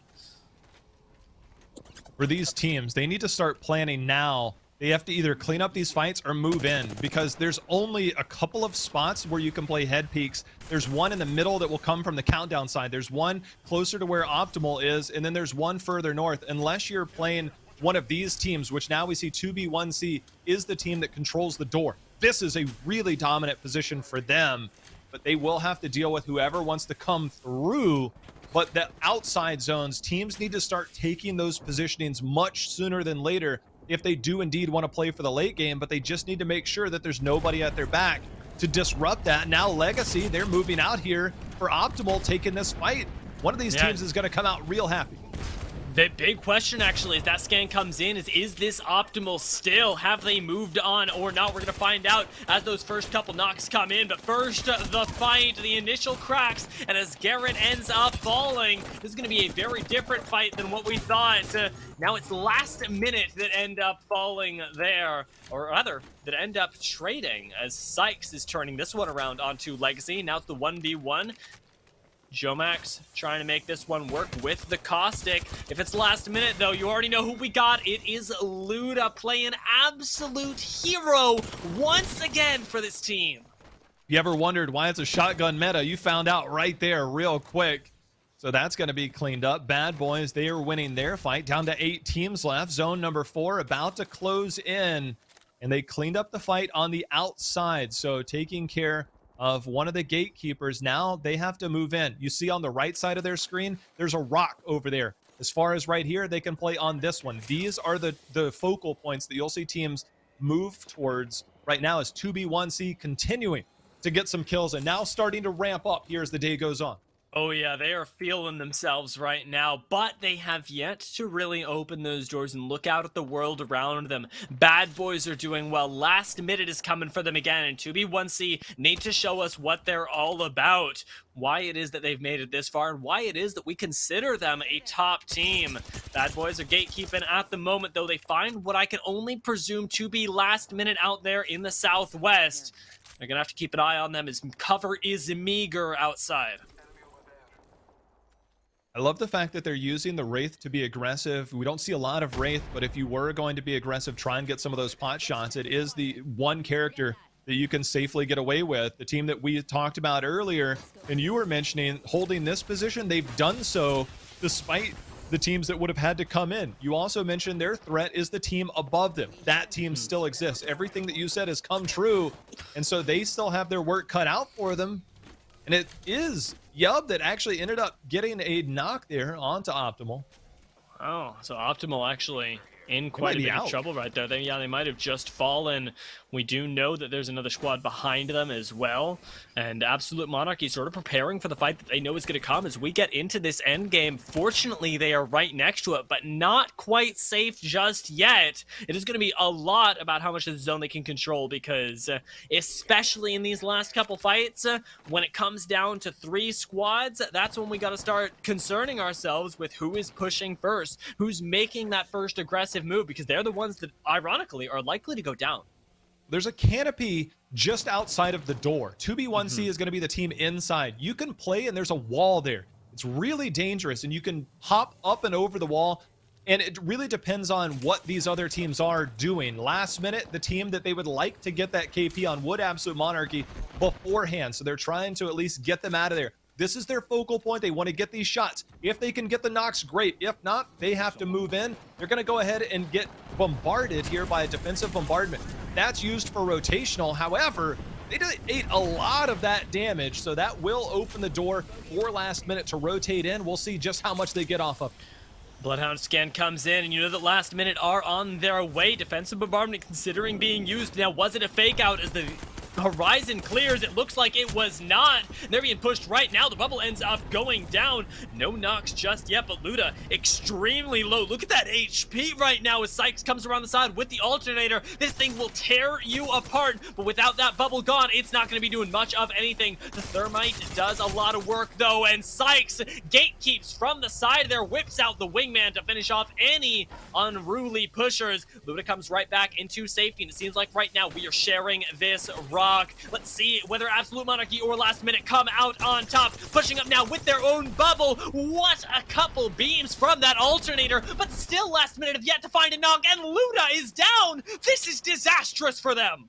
The teams with the position inside and up top are just watching it all unfold, trying to see if they can get some pot shots. McNuggy Butt, one of those players that we do see out of screen that will be shooting down to try and finish that off. So they finished that KP. Here comes the push. Absolute Monarchy, they're on the right. They say if there's ever a time, it has to be now. Absolute Monarchy, they're going to get the knock and a little bit of an assist here by Rolla Theory, who's still sitting on top, perched up, getting these free shots, but there is still so much more when they come down. My goodness, Dia. I mean, 2 different Gibraltar ults going down there as well. I'm surprised that Absolute Monarchy didn't just go out right there. Just the knocks coming through for them, but Roller Theory trying to thirst these ones out without giving up their position. Look like they're going to be able to as we move down even further.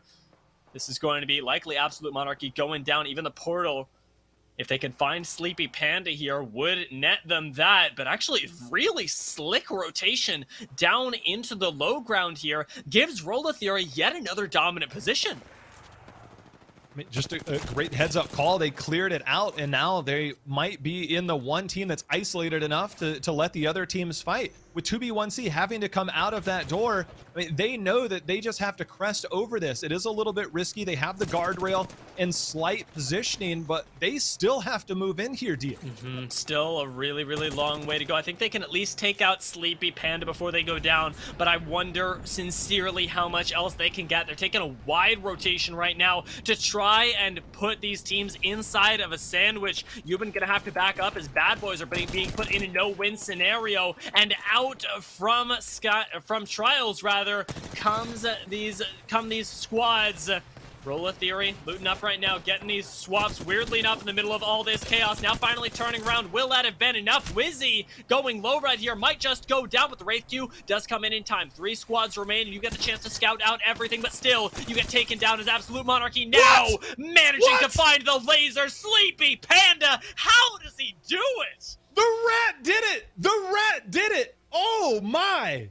Sleepy Panda was alone in that. With an alternator. That 2B1C was primed to get a win there, get some points. 2B1C got a lot of kills. It looked like they were in position to win, but Sleepy Panda's like, remember I said there's the canopy and that little wall? Because it's so hard to shoot because you have to come over the team from inside the door and they can shoot you on that rock. You don't have a side angle. Sleepy Panda took a lot of shots, but then he was graced with another team that came in and pushed up on that. And then all of a sudden it's kind of like out of sight, out of mind. You just kind of hide there, and it was enough. And I would have never guessed that Sleepy Panda 1 would have survived to get there, let alone win the game. Man, that is awesome. Roller Theory are kicking themselves for not finishing that kill, by the way. Ooh. You know, when they dropped down to the low ground and we were like, are they going to find him? The fact that they didn't actually ends up losing them the game, weirdly enough. If they don't have to deal with Sleepy Panda there, it's just a straight up win for them. But amazingly, Absolute Monarchy are able to clutch it out. They positioned well, they performed well, and now we're finally seeing that catch up to them as a team that we know is backed by greatness. Now finally has a win on the last day of the preseason qualifiers to back that one up. Now, it was only our 3rd game. We've still got 3 more to go, so we're going to take a very short break, and then we're going to pop into our 4th game of the day to see who else can accumulate points and how far Absolute Monarchy got themselves.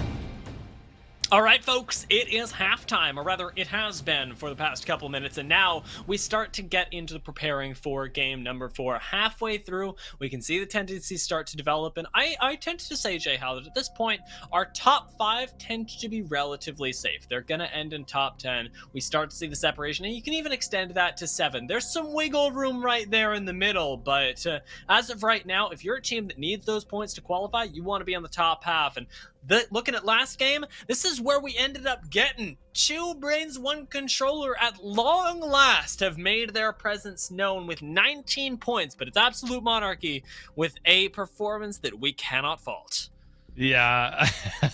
Well, when you pointed it out earlier with that positioning for Absolute Monarchy and the wise retreat that they had just for positioning, that team that plays underneath on that wall always does well. So I'm really glad that you were able to talk about that early. And 2B1C, the team that came out from the inside, had to fight off a couple of teams to do so. But it's Bad Boys, one of the teams that came from up on the north side. It's last minute now that continues to show up. But I want to draw attention a little bit to TSS, one that might be up for debate by those that are watching. TSS surviving the Sheesh onslaught.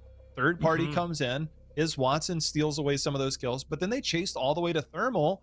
They didn't quite have the safest rotation in, but they still got 8 KP to at least keep themselves in contention.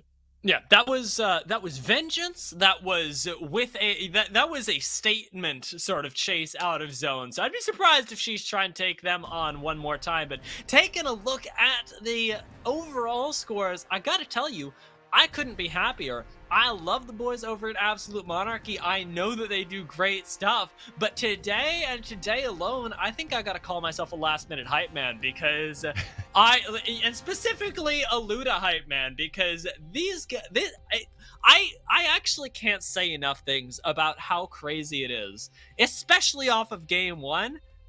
That this player has been performing. I actually can't say enough, and so I'm gonna say just that and leave it and continue to talk about it later. If they win today, I gotta get a big old loud Luda from you. Yeah, I will at the end. But 2 of our top 4 teams in last minute in TSS cannot make their way in by points. They can only make their way in by winning. Seeing the first game unfold, I'm like, all right. Game number 2, I'm like, okay, I'm feeling it. Game number 3 now, we've seen teams win in the 60 to 70 point range. We saw Clean earlier with massive 80 plus points. But normally it's around that 60 to 70 point range that we see teams win out in a week. They're over halfway to what we would consider average for our winners. And there's 3 games left for them to try and get there as last minute, but there's still enough time for TSS, who seems to be playing very aggressive and out of their mind early. Man, I tell you what, it's going to be one heck of an ending today. I'm so glad that we still have 3 more games, but I cannot be more excited about what's still to come.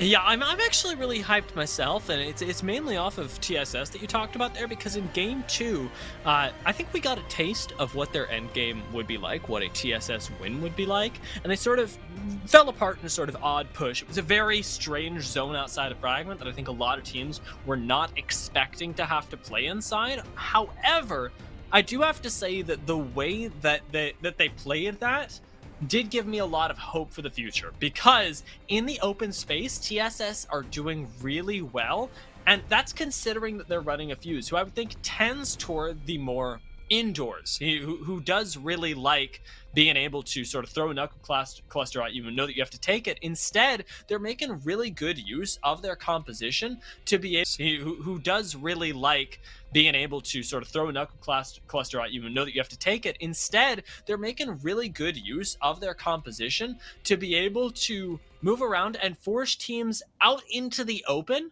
but not really use the knuckle cluster to do damage. More as a zoning tool to say, you don't get to sit behind that cover. And that's an end game that I want to see. That's the kind of style that I think this lobby kind of needs to break them out of their molds. Me and you both. I want to see it also. I would like to draw attention to Buff Pathfinder, where they did this earlier and they kind of feigned a hero and then a character, and then they went away from it. I'm pretty sure they just locked in a Revenant for this game. No way. I'm pretty sure our team number 1, top left, Buff Pathfinder, right as we went in, unless something changed at the very last second, they are running a Revenant. All right, well, we're going to have to take a look at that because I would be extremely curious to see how that one ends up working out. We've actually had teams pivot off to things like Revenant Octane before to try and take advantage of chaotic lobbies, and it has, I'm going to say, worked to middling success, but of all of the lobbies to try it in, I actually really like this one. We've gotten a lot of fighting, a lot of edge zone teams being picked off, and a lot of third parties that have been extremely aggressive. In a way, Rev Octane kind of feels like it feeds right into the meta that's already starting to develop in this fourth qualifier. I think it's a fair observation, a very fair observation, the way these lobbies have played out. I expected things to slow down, go after game number one, kind of erupted very early, but it really hasn't. There's been a lot of early fights, and you'll see teams normally kind of poke at each other, kind of prod a little, say, all right, you know, if we do something, we'll push off this.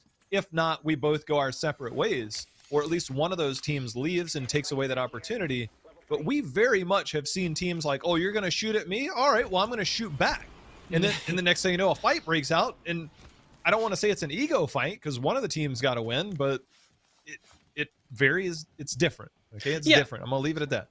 Yeah, and I would say that sort of coming back to what we talked about at the start of the day, the stakes are really high for a lot of these teams. They're feeling like, you know, if we're being shot at, this is likely a really potent threat for later, and especially if you're one of those teams that does need your placements today, that's something that you want to eliminate as fast as possible, and it's tending towards these more chaotic fights. Although I will say that I have to appreciate what we're getting right now. A little bit of a slower game as nobody's been knocked out off of drop. We're playing this real nice and slow, and it's going to give us a real nice sort of curve into a harvester zone that, you know me, just maybe is going to give us that nice little zone 3 explosion of chaos. There was nothing I was hoping more than all of a sudden the kill feed starts lighting up while you're like, yeah, it's gotten slower. And then skadoosh, all these shots start coming out. Not going to happen. So I agree with you. A pleasant surprise. I won't be surprised, though, if we do see some more edge fights, some more fringe fights.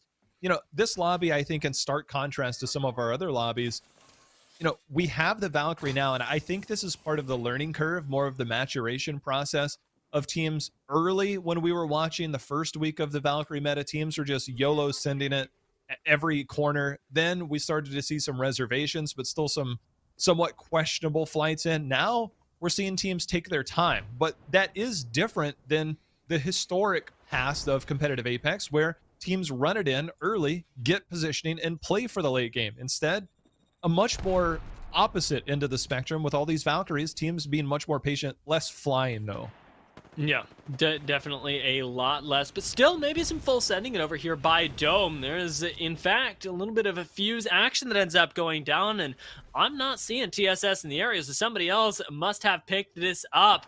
Optimal Ambition going up against Center Zone right over here by Dome. We got a Seer in the mix as well. Things are getting very, very off meta very quickly, but are they getting any better for Optimal Ambition, who are getting pushed pretty hard?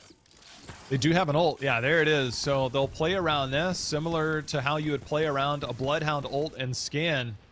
But Center Zone, they are the team. They're actually copying the composition from TSS with a Fuse Octane Gibby. Gibby will always be part of the meta.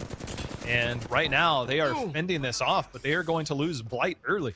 Yeah, not quite fending it off enough as they pop back down. Do not get the return knock, and that makes this an extremely sticky situation. The heals are going to come in, and Optimal Ambition, they're trying to find that thirst as well. Keep them down.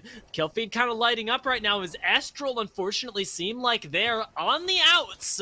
End up going down quite early. Optimal Ambition looking to shuffle another team right in there as well. This is going to get extremely sticky, and they got the CRQ back up as well to get those scans, get those wall hacks, and finish this one off for good. Now, one tag can be so devastating if you're on the other end. They are going to lose one member. Should be able to clean this up pretty well. And the odds of a team third partying out here, slim to none, as the zone already kind of nipping at their heels. But we thought we'd get a slower start, and just like that, 3 teams are out.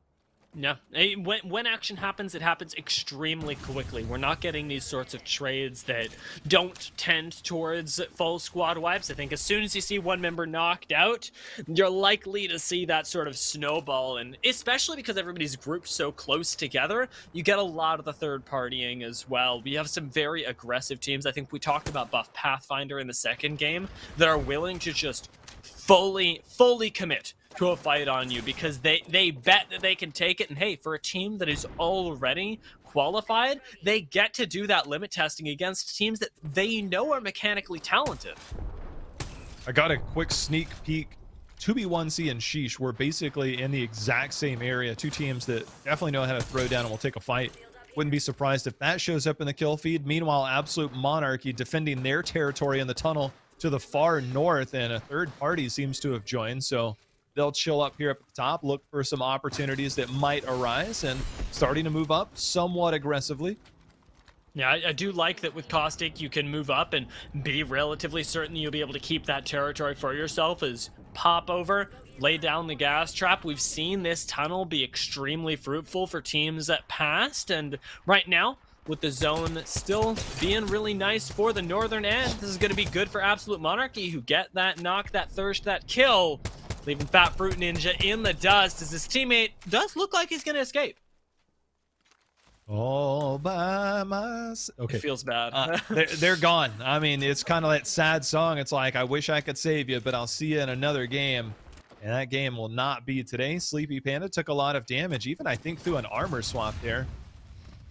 Bubble will at least allow them to retreat back in to the tunnel. Man, they are under assault here. Should be able to regroup comfortably. And shots all the way from Survey, not doing them the most favors. We'll see if Matt Pickett is able to kick his teammate back up. Likely not the Gibraltar that they lost, but perhaps start off with a two-man, as now we get a look again at the zone, and we're going a little different here. Sheesh moving over as well. They're going to try and play for what they believe to be a more northern ending up here in the truck. Zone 2, looking at Zone 3. If you've got the scan, still a little early to tell, but I like that they're playing around the cover. And CPR certified, we've seen them go out so quick so many times. Can they turn around the bad juju they've had till now? They're a team that has been known to play defensively, so they know what they're looking at in front of them and what they have to do to get them out of there. I will remind us, that is aggressive. Very, very much so. I think they're actually, nicely done as well. Ends up throwing down some damage in there. Protectful with the L-Star is still laying down quite a bit of it, but this isn't the push just yet. Instead, what an aid. CPR certified, whoa, Lord, actually almost get completely taken down there. Going to be safe inside of the Gibraltar Dome from the equalized defensive bombardments. And we're sort of at a stalemate right now in this fight. Nice Wig doesn't have full shields at the moment, but I don't think CPR certified should feel too comfortable pushing up on this, despite how much damage they've been able to lay down. CPR certified is in the more vulnerable position by far. They have very little cover compared to a team that's in a truck. I mean, I like that they were trying to be aggressive. I do think they need to be much more cautious. I'm sure they likely have a trap on the tunnel, but the choke on the top part of your screen, the top right, teams can come through there. This is a very wide open zone still with a lot of variability where teams will go with 16 total teams. I'd be very, very cautious before trying to make another push like that. Oh, nice. The use of the chair there. Sheesh, you know what's up. They've played this one before.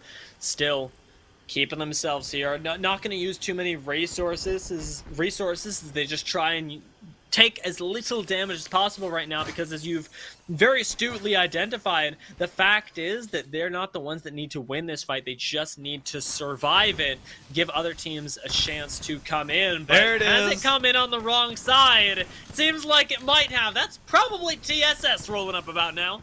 Well, remember, there's another fuse this time, so could be our other team, but I love it.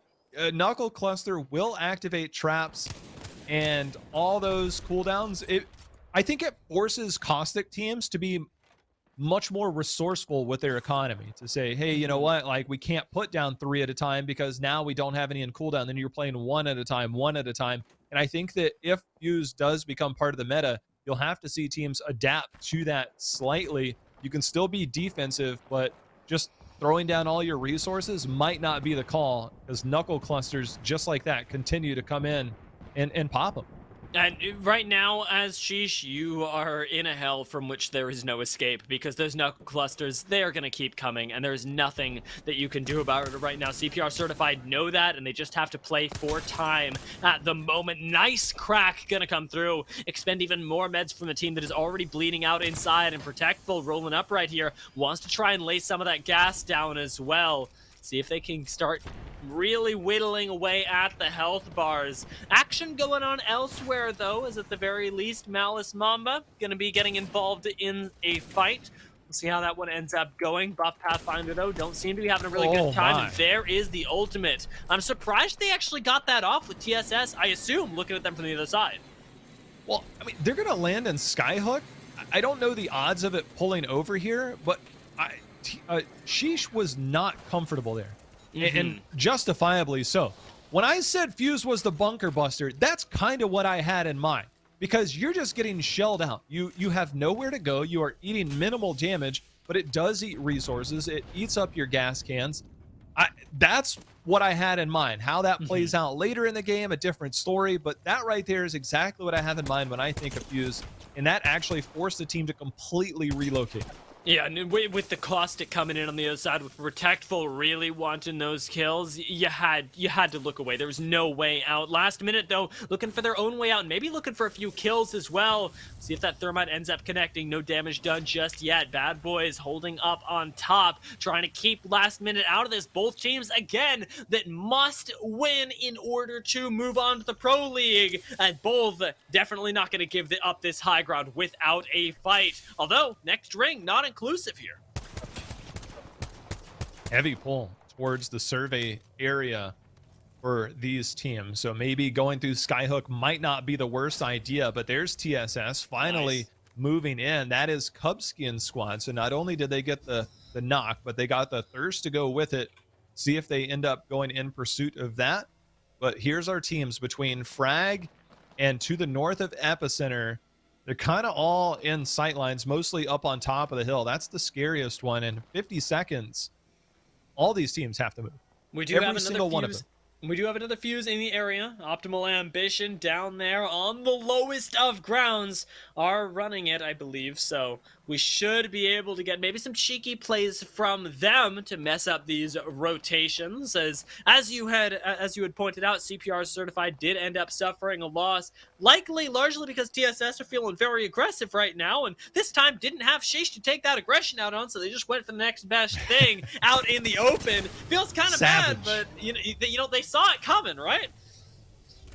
Well, getting cracked here, man. Last minute, they are committed, at least momentarily. Bubble forward, so is the other team shooting up and under that. That bubble has a horizontal plane, and that seems to be working out in favor of last minute. Down goes Sights. Man, that erupted quickly. Massive shots unable to connect just yet. But Garrett comes out with the rampage, gets the kill. They do have to be careful of Optimal down on the lower end. Remember, they could come up. But man, that fight happened real quick. Yeah, Optimal came right up. Yeah, you have the Octane, you have the Fuse, you are not missing a beat right there. Nice cleanup, and it takes out last minute pretty early. If they can take out Luda, which they should be able to. Luda surviving for now. There we go. Finally, from everywhere else, finally goes down. So last minute may be losing their top spot after this game. Going into the second half, it's a risky one. Sussy Baka's a team up here that are in a pretty commanding position on the high ground, one that need to place relatively high as well. With Koala Bear dropping down, puts that at risk, but they want this fight. I am certain of it. Oh, Shield Bat ends up going down, but so does Koala. Unfortunate for them. Now they're going to lose two. They thought they wanted the fight. That was my bad, and it was theirs as well. The one that is going to take them out of this game. 12 squads left in our fourth game of the day. Boy, when things slowed down, they slowed down pretty drastically, but now they're heating back up. Not a team with a Gibby, so this will hurt right here. Box OT will go down, leaving only the Seer left, playing behind the knock shield. They do have some gas. Well, I don't know if they'll be able to get the revive here. Meanwhile, TSS continuing to go through, and it's Joy Boys coming in for the potential cleanup. You have to be worried about another third party. That's generally what happens in these areas is one team goes and the rest are soon to follow. And when the zone is this small, you have to keep your head on a swivel, and they are doing just that now, looking back north towards that tunnel opening. I'm really impressed by the use of the Wraith here as well to be able to sort of half commit. Wow. It does leave, oh my lord, one member of Optimal Ambition here. Those boxes, those banners, tantalizingly close. Will they go for it? The res, unlikely to happen, I'll say, but we got to leave the door open. I have made so many calls in these past 3 games, Jay-How, that I believe from the bottom of my heart to be correct that have not worked out that way. So I got to say, maybe they get the res. We'll see how it ends up happening. This will end up near this building where Legacy MX is at, and teams will try and exist inside, and there will be room for a team underneath. It's normally the teams underneath that fight a lot when teams all try and get under there. CPR certified down Kubski from earlier, one of those teams that's currently being gate kept up the hill. Legacy MX has a sight on those. They'll wait graciously for the teams to come up. And coming up is exactly what Rolders is doing, and that is actually TSS welcoming them with open arms. Will clean this up very nice. They do have to make their way in now, see if Legacy gets some shots, but oh man, that building is about to be real hot. Yeah, Legacy have other problems at this point, and with TSS rolling on in here, throwing out the Knuckle Cluster no less. It'll buy them a lot of space, but the space underneath is already inhabited. Grenade comes out, it's inside the dome though. Goon has to get out to safety. Now popping the bat, needs to keep fighting this one out, but I'm not sure if they're going to be able to. TSS, Skynades can abound, but from above, that defensive bombardment buys them some time. Still don't have the cover of the building, but a nice crack comes in, and Goon has so many grenades to throw in here. Is it going to be enough? It looks like the answer may just be no. They're being pushed out by Sheesh inside of the building as well. This does not look like a good news story for them. And TSS, it looks like this time they are going to be meeting their end on the outside, pushing in just now to try and finish it off. They get finished themselves and are going to be going out in 8th place. Like I said, there's only room for one team underneath, and it looks like Sheesh has now found those kills, and they're looking for more. Sharking around right now. They smell blood in the water, and they are looking for opportunities. This building has gotten real hot, but this spot for them is looking real nice. We got to look out for Otama if a fight does get committed to here. We already saw, Otama picking up some of the kills while TSS tried to push in. They're sitting across the way right now and are ready to third party. And Sheesh just need to play this one patiently. The game will come to them. They just need to play under this building, set up a few gas traps that cannot be taken down from above, and make it a no-win scenario for the team inside. We'll see how this one ends up playing out as 7 seconds left gives them not a lot of time to set up. Well, this is going to be nuts. There is very few places you can run or hide, and with 7 teams, we might not even go to round number 6. These teams might just fight right now. Legacy trying to deal with Sheesh underneath him. Instead, they're eating some of that damage. They're going to get one knock there from Nicewig. They're actually the beneficiary of another team getting that knock, so they'll finish that off, and now they'll try and move their way in. Sheesh, they are worse for wear right now. Timmy trying to come in, one-man army. There's going to be a knock. Is it going to be enough? Flying up and over, and that's going to be Sheesh out. All right, very nicely done for them, but Otama, the team that we had to watch out for, they're still waiting on the other side of this. Going to be safe inside of the next ring. It appears based on the mini-map. Just waiting for the damage to come across. They are going to eat a little bit of that last defensive bombardment, but now as the air clears, the kills, they keep going down. Where are they? I think all the teams are asking themselves. They look towards the tunnel. They find that answer, and Otama are pushing up on this easy as you like. Dome goes down, secures them a nice rotation in here, and there's some gas to herald them in as well. Otama coming around the side. They're going to find the knock onto Absolute Monarchy, looking for the thirst and likely looking for the end. As that last member trapped in a corner right now, likely not going to get back up. Yeah, they want the armor swaps. They want to finish this to make sure they get the KP. Otama might have already qualified, but they are intent on unleashing havoc havoc here. Rolla Theory, meanwhile, they're secured a top 3 finish, got a few KP, so we know there's 2 full teams between Rolla Theory and our other team that we just saw in the tunnel trying to come out. And man, they will not have very far to go. And when you have the high ground here for Rolla Theory, the team in the tunnel has to come out a lot quicker. So Otama has a difficult fight ahead of them. Yeah, currently the tempo is Rolla's. Notama, oh lord, need to try and wrestle it back. I like the way that they find the chunk, but now can they make the most of it? Peeking out again. McNuggy Butt ends up finding a lot of damage as well. Dome goes down on the low ground, and they're being pushed by what looks like it might be 2 different squads. Rolla Theory playing this on a knife's edge right now, waiting on that Dome. Gonna drop it now, but was it too late? Amaze ends up going down, and now being pushed should be as easy as that. Should see this finished off real quick. There we go, nicely done. And the question is, who else is remaining? If Otama are gonna win this fight, they've got very few members left, and around the corner in comes a Caustic, needing to clutch this one out. Z Davis should be able to do it. Nice patience, reloading the Eva, but such a big chunk comes in. The armor swap needs to be there, and it is for now. From above, the Caustic comes. Does he win the fight? Will it happen? It will, and joy, boys! They have a hero obsessed. How does he do it?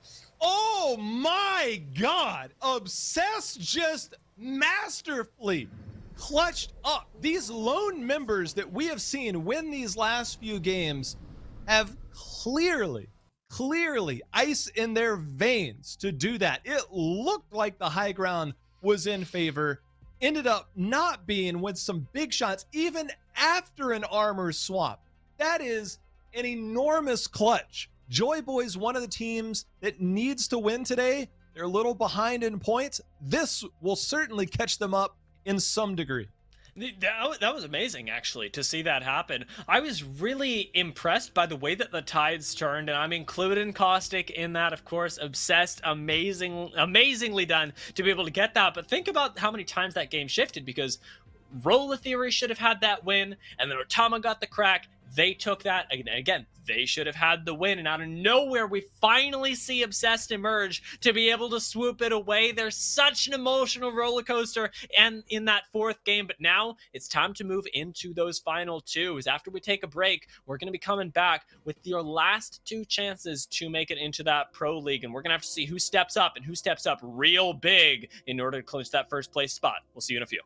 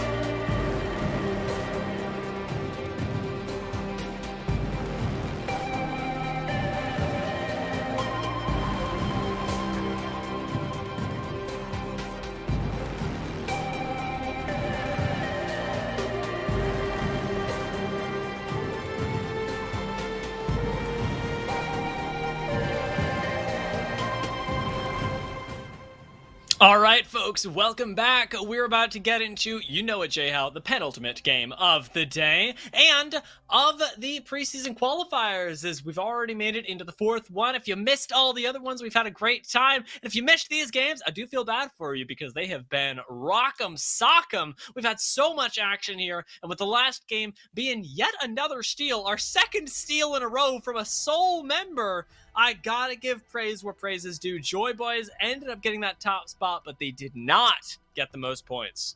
Well, Otama really did some farming that game, so just short, if you will, on the closeout there. A team that has already qualified, so they're playing to fine-tune themselves for the Pro League. Meanwhile, Joy Boys, a team that is playing for a spot. They need to win today to get in. That's their only win condition. So picking up a big 20 points here in game number 4.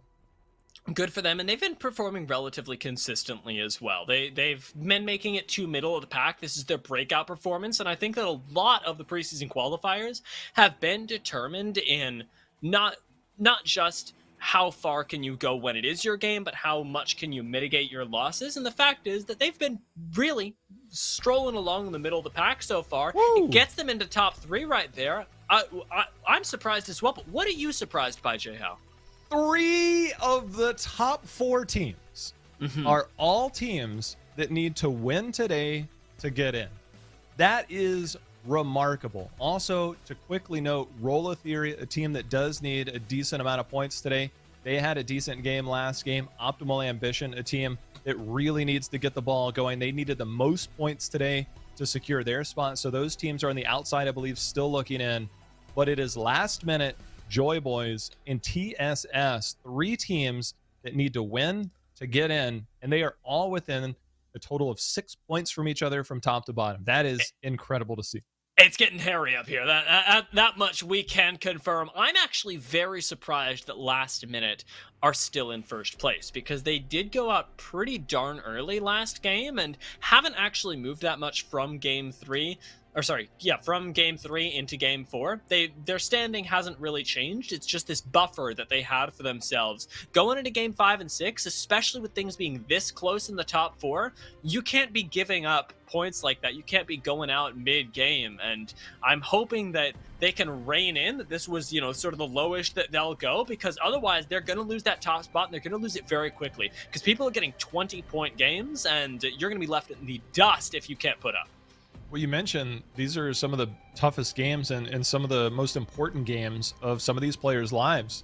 And with all due respect to last minute, I'm pretty confident they're not a team that's used to playing from first for such big stakes. So for them, will they succumb to the pressure when you have so many teams breathing down your neck?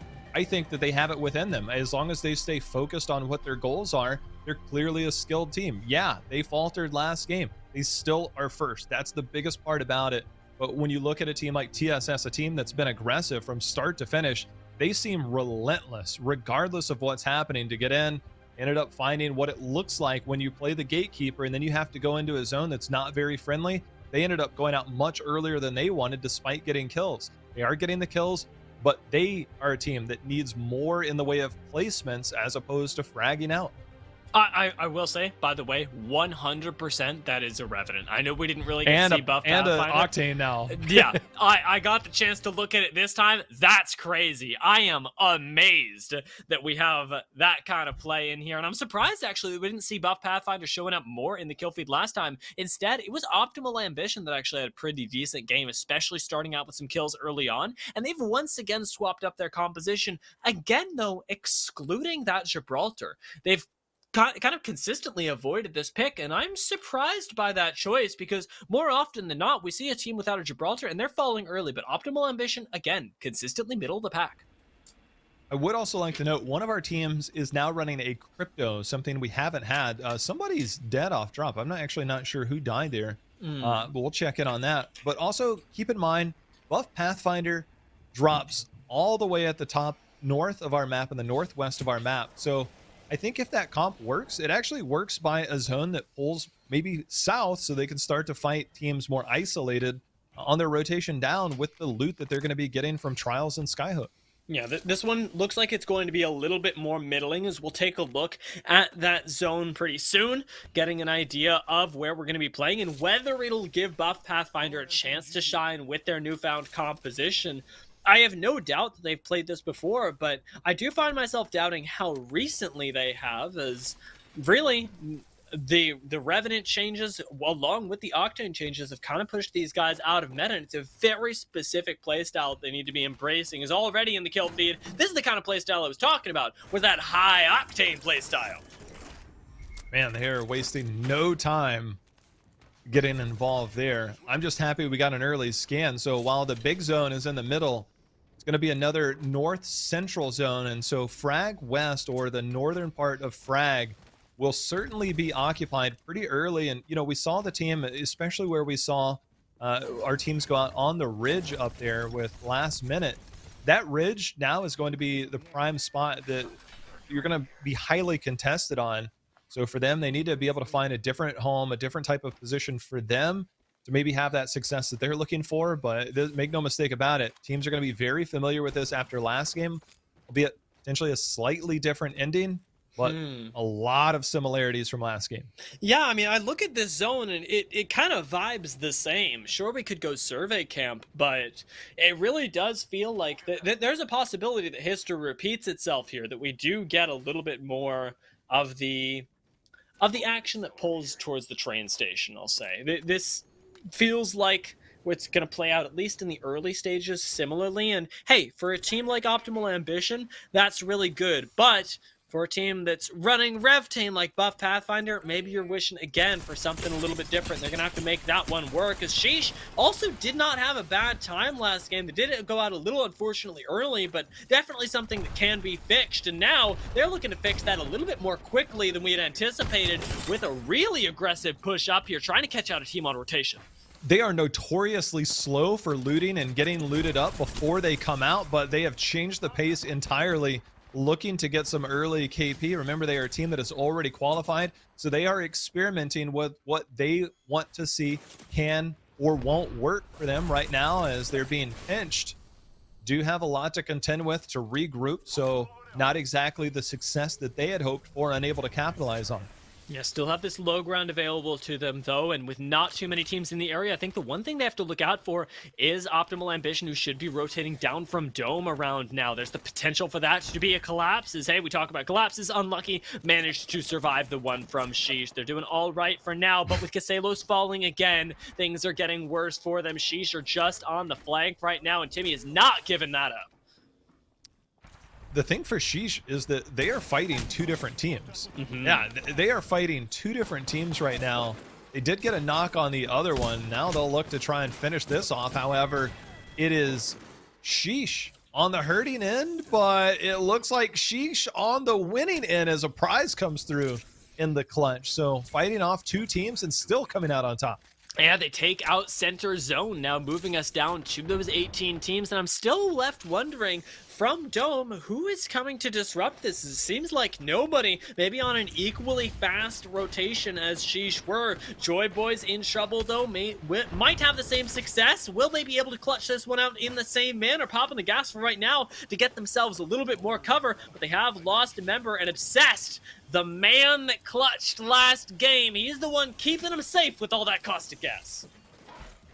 This is a very long-term play that's building up on top of the hill. Teams that will get this position can hold it for a very long time, and it's actually really good positioning if the zone does pull away from that train depot more towards the outer area around Epicenter, west of Epicenter. So they'll look to hold here for quite some time, and a very, very good regrouping that they managed to do, all thanks to our lovely caustic meta. Yeah, now I do wonder, of course, you know, the caustic meta and all, where they were being shot at from, or what they ended up really fending off, because things looked iffy, but no push ultimately came through. Was it Absolute Monarchy looking for a collapse? Because, oh, that's a nice trade.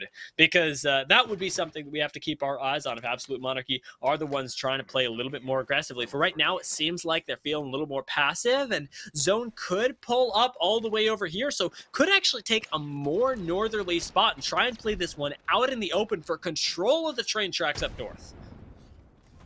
I'd love to see it. We already know the power of the tunnel, and Mhm. Absolute Monarchy was in that tunnel previously. And I think that for them, they know some of the dominance they can have. And there's our first look. That was a Revenant tactical coming out. So we know who's up there.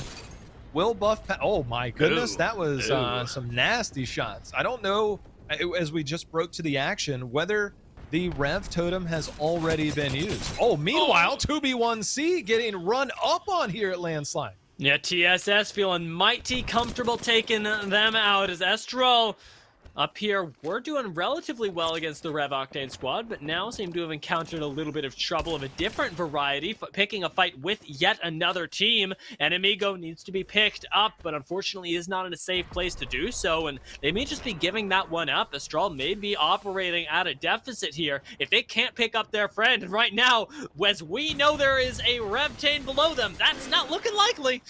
Yeah, the Rev team just swarming right now, right in time for the holiday Halloween event. And man, things are looking real scary and real dark here for Estral. No commitment just yet. Buff Pathfinder actually willing to retreat. They are sitting on 3 purples, but I think they respect the team on the other side of them. Don't want to overcommit too early. Yeah, and because they, I assume, do not have the Revenant ult, pushing in gives them the chance to be taken down when Revolt can already make you relatively squishy. For right now, knowing that the squad in front of them, Estral, is already down a member, Buff Pathfinder can play this with a lot more reservation. That is until next zone. We can see that they're not in, holy moly, they're not inside zone 2. Now I think they push.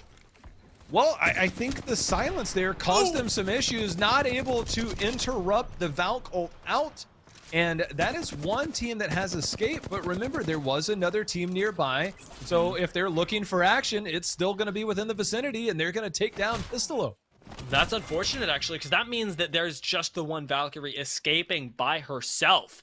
Astral now operating as a one-man unit right now. And hey, we've seen those win games, but it is still something that I do not envy in a squad. Buff Pathfinder, pretty happy right now they've managed to pick up that KP, but still I would say needing to really get the Rev Octane rolling, as that's still not exactly what we're looking for. I know. It's not that, you know, when I see Rev Octane, I want that a spicy push.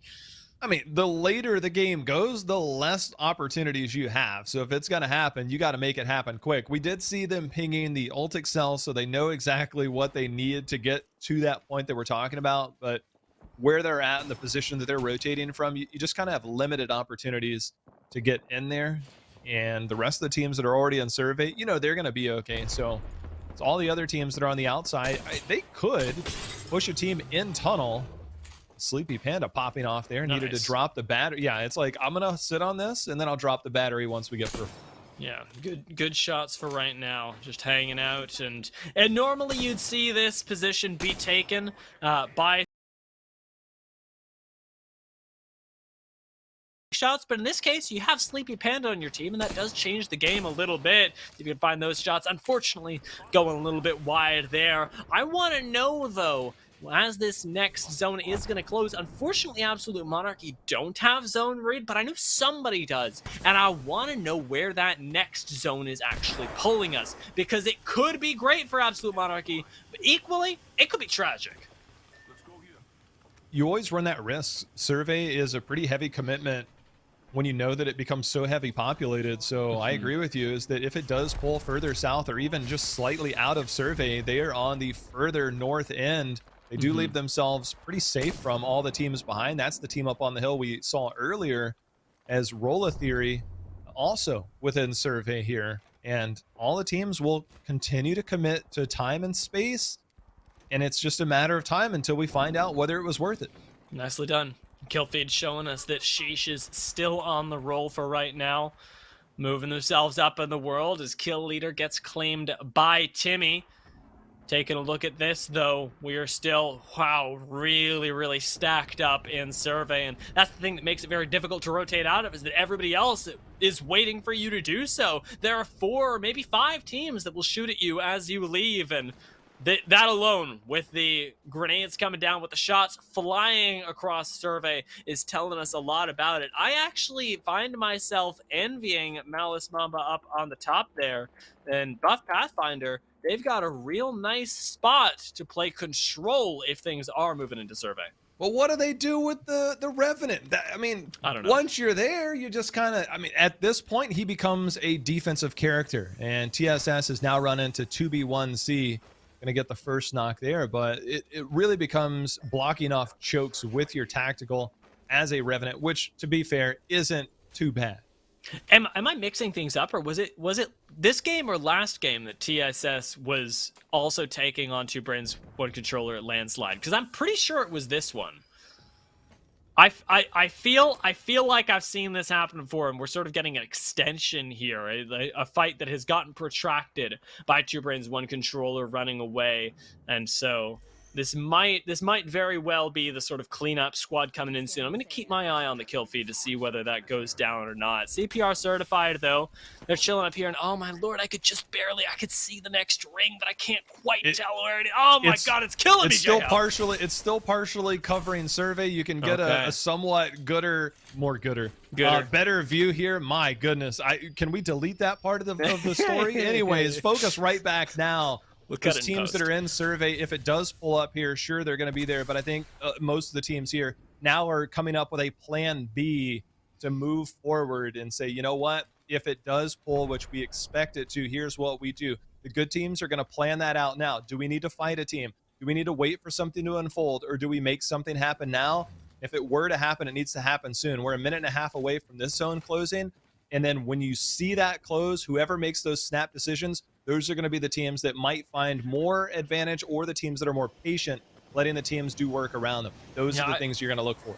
I really want to see whether we can get some zone control laid down inside of the trucks that we know will become treasured territory soon. Take a look at Select, though, and talk about treasured. They are walking up on last minute, and I treasure these guys' lives with my whole body. We'll see if Select can take them on. As right now, Garrett is really doing work on TSS. Select not being nearly so lucky, dropping down to the low ground. Garrett still going off with that L-Star, but a brief lapse in the action as everybody tries to reset, and it doesn't seem like the confidence is there to push up on this from either squad. Select still very much hedging their bets, but she's definitely not doing the same as they are running, chewing through Optimal Ambition.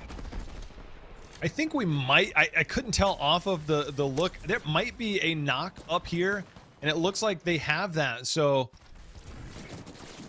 that's one way to try and get them out of there. See if you can just kind of kidnap them to thirst. However, they do some damage, but take quite a bit of damage in return. Will retreat, did get the thirst, so they'll reset, regroup, and look to get aggressive here in just a moment. Dude, Timmy is really popping off this game, though, having cleaned up many of the members from Optimal Ambition. Hey, Luda and the kill feed, though, that's what I like to see! As we know, last minute, they are getting rolling as well. Otama pushing up over from Epicenter right now, as we are getting a very, very interesting zone pull all around these icicles that sort of shot out from Epicenter, and it's going to give us something that is really surprisingly uncommon in a lot of zones, and that is a harsh separation between high and low ground. It's a lot like when we pulled outside of Trials earlier. It dips really far down in the valley, if you will, so there's enough room for the hillside on last minute, though. Hold on a second. No. Let's keep an eye on this. Last minute, they need to fight their way through, but they also have to deal with the zone. Round number 3 is nothing to scoff at. They are right at the edge, and it looks like they do come through in the clutch. Now, are they going to get third-partied off the back of that? Yeah, there we go. There we go. The thirst comes in onto their amigo, and they're going to try and get high ground by themselves here. Really odd spot that Garrett has chosen to be in, but definitely one that I wouldn't have picked up on to hide. Last minute, running the risk of actually picking up their friend here. Sykes, an important part of their endgame plan. With that Bloodhound, going to give them a lot of data, but I actually think that was really, really risky. They definitely could have been sniped out there. Well, the risk they were willing to take. Otama will have to fight their way into the zone. Not for very far. The icicles that they have pinged, they can play on those, even up towards where Dank is. might be safe. The risk that comes in here is that you generally are going to look at one of the teams, either directly to your left or directly to your right. You'll end up locking eyes with somebody, and there's not a lot of cover between them. So you kind of have to hope that the third party is there. And meanwhile, man, Sheesh is really farming right now. Timmy picked up a Kraber, and at that point, it's just over. We write this one off as a as a Sheesh win if they can keep that going, because Kraber is ridiculously powerful, and Timmy is absolutely off his rocker this game. Keep your eyes on the kill feed for a little more action there. See how that one ends up panning out for him. But I suspect it's going to be the tune of several points. As Buff Pathfinder, they've finally left the tunnels and are going aggressive. We'll see if they can make that one work, because actually ending up all the way back at the totem, not where they had hoped to be, especially because they didn't actually find that many cracks. But Dresovix is still on the push right now. Finds that Arc Star and wants to find these kills as well. The shield battery goes off, though, and he gets sent back to the totem. Buff Pathfinder do not get to complete that push, and they got to look elsewhere. I think that was a Fuse ult that was down, so that very well could be TSS. With the zone there, man, whoever that is, they're being peppered. We might see very soon who that is in the kill feed. And with a Fuse there and an Octane pad, that is TSS. They are flying right into the open arms of Buff Pathfinder, who are there to finish the job and now are in zone, but not without danger. There's another team coming up from here. They might be able to take another team, gatekeep them as they come around the corner. They still got a lot of work that they can do, as they are the ones with control of the zone right now. That defensive bombardment, though, is messing them up, and it leaves just Malice Mamba alive for now. Let's see if Sheesh are able to clean this one up, as that charge rifle has been doing a lot of damage. Taking a look at the kill feed, it seems like last minute may have met their fates as well. Have yet to see the confirm on top of the Wraith, though, something that we'll be looking for. Sheesh, definitely, though, they've got their eyes primed to take this game, as they have one of the best positions inside of this ring. I just wonder whether it's pulling to them, because that, oh my lord, it doesn't even matter. They're just going to full send on another fight. Sheesh, if they end up getting distracted by that fight at Epicenter, you see Luda and Nades, two rats kind of existing right beside each other, right in the middle of zone. So Sheesh now looking to get involved. So last minute wants to see more teams fall in this. They want to get higher placement. A team that is in first wants to hold on to every point they can get right now. And it might just be for another team to kind of come in and do the dirty work for you. Down to 7 teams, and Luda actually got the kill on Nades, but Luda will fall to Malice Mamba. So rats aplenty, just kind of picking each other off. I believe Malice Mamba likely also ratting based on what we saw over there, but oh my lord, Sheesh, they really do just continue splitting and really winning on the side. Absolute Monarchy are going to come in and finish off some of the kills that they set up, as Sheesh end up regrouping, but they are completely splitting and yet winning in this lobby. Yeah, let's see how that works out for him. Malice Mamba is going to have several teammates dropping with not a whole lot of cover, and he's taking on Sheesh as a one-man army. Big scary Revenant might be enough. They know that they're behind this, and you know, sometimes you sacrifice yourself for the greater good. Well, the greater good might end up being pretty rough for you, as that's going to be a Jibby ult forward. They even have the ult down, so this could just be coming forward fist swinging, as Sheesh is dominating this lobby with just a couple of teams left. They are almost about to clutch out a perfect game of just sheer domination.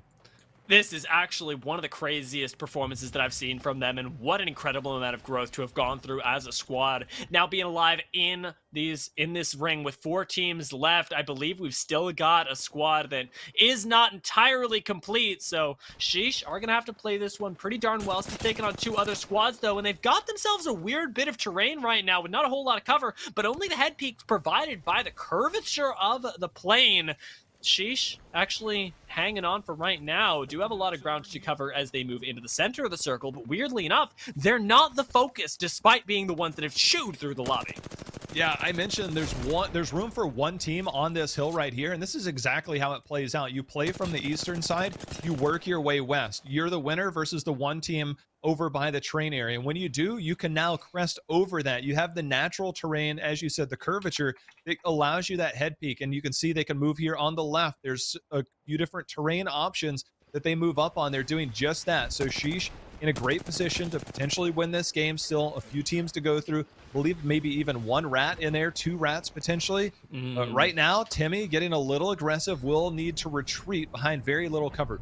Yeah, I'm actually getting really concerned because I see Rule of Theory, I see Absolute Monarchy, I see Sheesh, but where is that 4th squad? Who is it? I literally cannot see on this ring where that's coming in, and if I can't see it, the teams definitely cannot. We got bird's eye view up here. Well, they just flew in the air. There it is. It's from up above. Goodbye, Estral. Thank you so much. They finally got it. Now we move to the 3-squad deathmatch.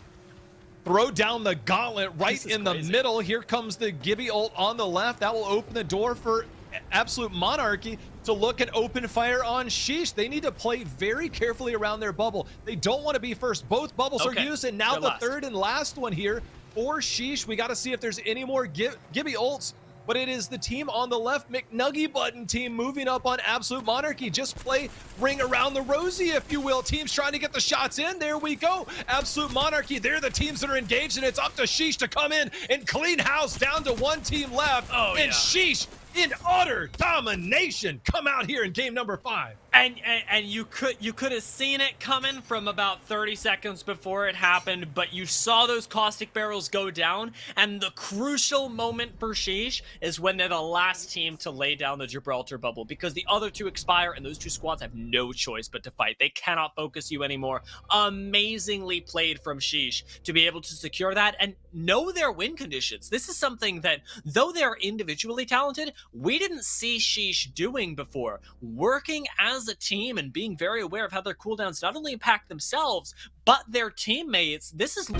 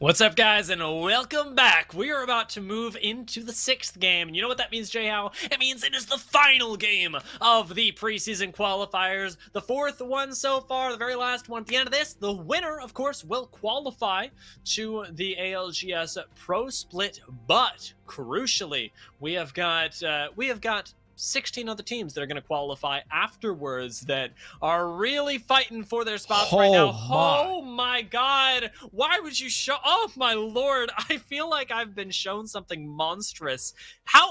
25 kills, dude. 25 kills. I feel like we need to put a warning, like not suitable for young children or something. It isn't. Crazy that they were there. And, you know, we got to look pretty far down in points for the teams that are there. Look, to note, last minute, our first place team going into that still pulled out third, albeit with 10 points. So I think no matter how things shake up, there's still a shot for that team.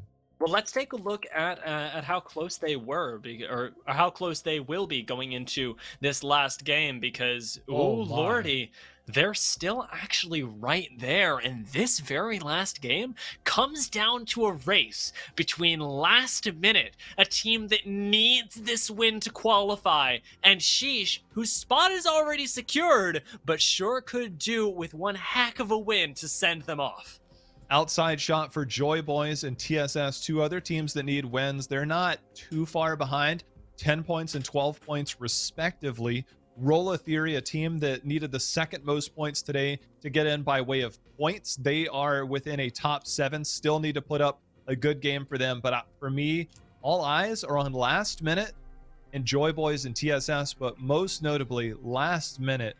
What a Cinderella story this would be. Last minute, I believe, is no coincidence that they are trying to get in at the very last minute. It comes down to the last game. Yeah, this is amazing stuff, and honestly, I couldn't have wished for a better ending. The stakes are so high here, and I would be happy to see any of these teams in Pro League. As we've covered, we're already going to be seeing several of them that are in the lobby today, but that's, oh my god, even if they were to qualify, think about how much it shifts up the expected standings anyways, because all of a sudden, the sort of teams that might have qualified in 16th now do not have the chance to anymore, because there isn't already a team that's moving forward. Like, you're not eliminating somebody from the pool at the top. It is just somebody else coming in and swooping away that spot. A team in 17th could not make it based on this, and that's the really scary thing. It's the really amazing thing about what Last Minute have done here today. NA has been nothing short of phenomenal to watch from week 1 to week 4 now. The storylines that have unfolded here, the competition that has erupted amongst some of these teams, you couldn't have painted for a better picture. And for us to be able to kind of send things off here, just what are we, about a week out, from Pro League starting? Maybe not even a week. I mean, this is just going to be one heck of a capstone. And for a lot of these players, man, like, if you've ever competed in esports, that you want to reach the peak. I mean, just to get to the Pro League, I think, is the biggest statement for some of these teams. I think they know who they'll be going up against. Teams like TSM and Space Station, those teams are all going to be probably your superior for some time. But getting there and being able to just compete is such a major story for so many of these players here. It's going to be heartbreaking for teams that don't make it. But for the teams that do make it, man, it's going to feel real good after tonight. And we're about to find out who those teams are going to be in less than 30 minutes. Yeah, and off the preseason qualifiers as well, I mean, you get to join other teams, the likes of which, I mean, SXG from week 2, Benchwarmers from week 3, and Dudes Night Out all the way back from week 1. Also Team Intel, if any of you are over at ESA. I mean, these guys are incredibly talented themselves, and Noble, of course, who qualified off points. Like, you're going in with such a good crowd from preseason qualifiers, and a lot of these teams, I think that we could even say we would expect to have been in the Pro League already. So it's not like you're going in sort of this lower level of competition. I think that a lot of the preseason qualifier teams that we're sending forward, we had already expected to be in Pro League anyways, and that's a really big boon here when you're able to compete with those very same teams. I think that one of the big problems, though, is that from what we've seen, Sheesh are just going to keep getting better, and I'm scared for what they're going to develop into.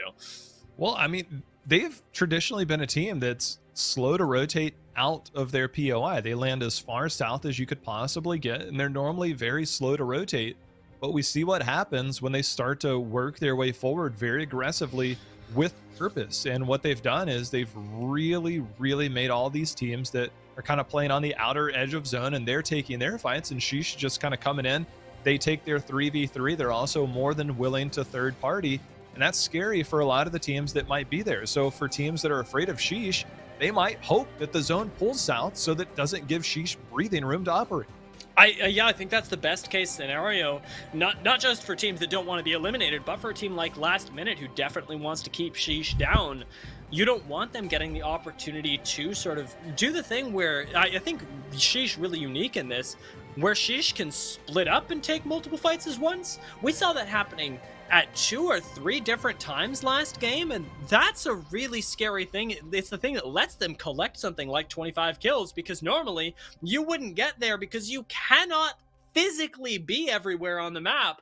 But now with Sheesh, their ability to sort of split up, win their ones, play safe from the high ground, you really actually can involve yourself. That's a very scary prospect. So we'll see where this zone pulls, but it's going to tell us a lot about the storyline. We've actually gotten a lot of north zones this time around. I wouldn't mind something south anyways.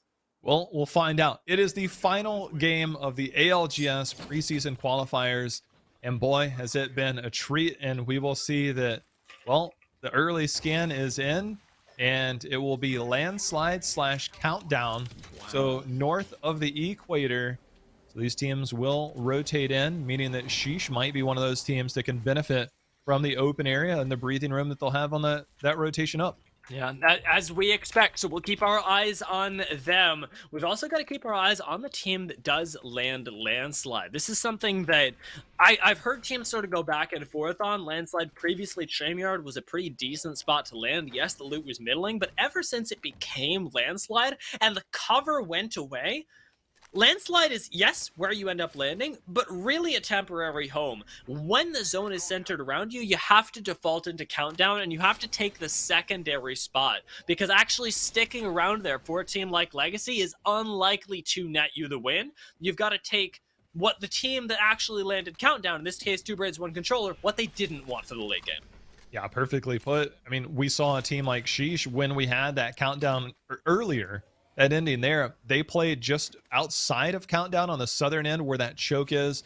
You have that rock outing. I think those are great spots for teams that don't necessarily feel as comfortable parking themselves in landslides. So alternative options surely are limited, but as you said, for a team like Legacy, they're already looking to go into Countdown.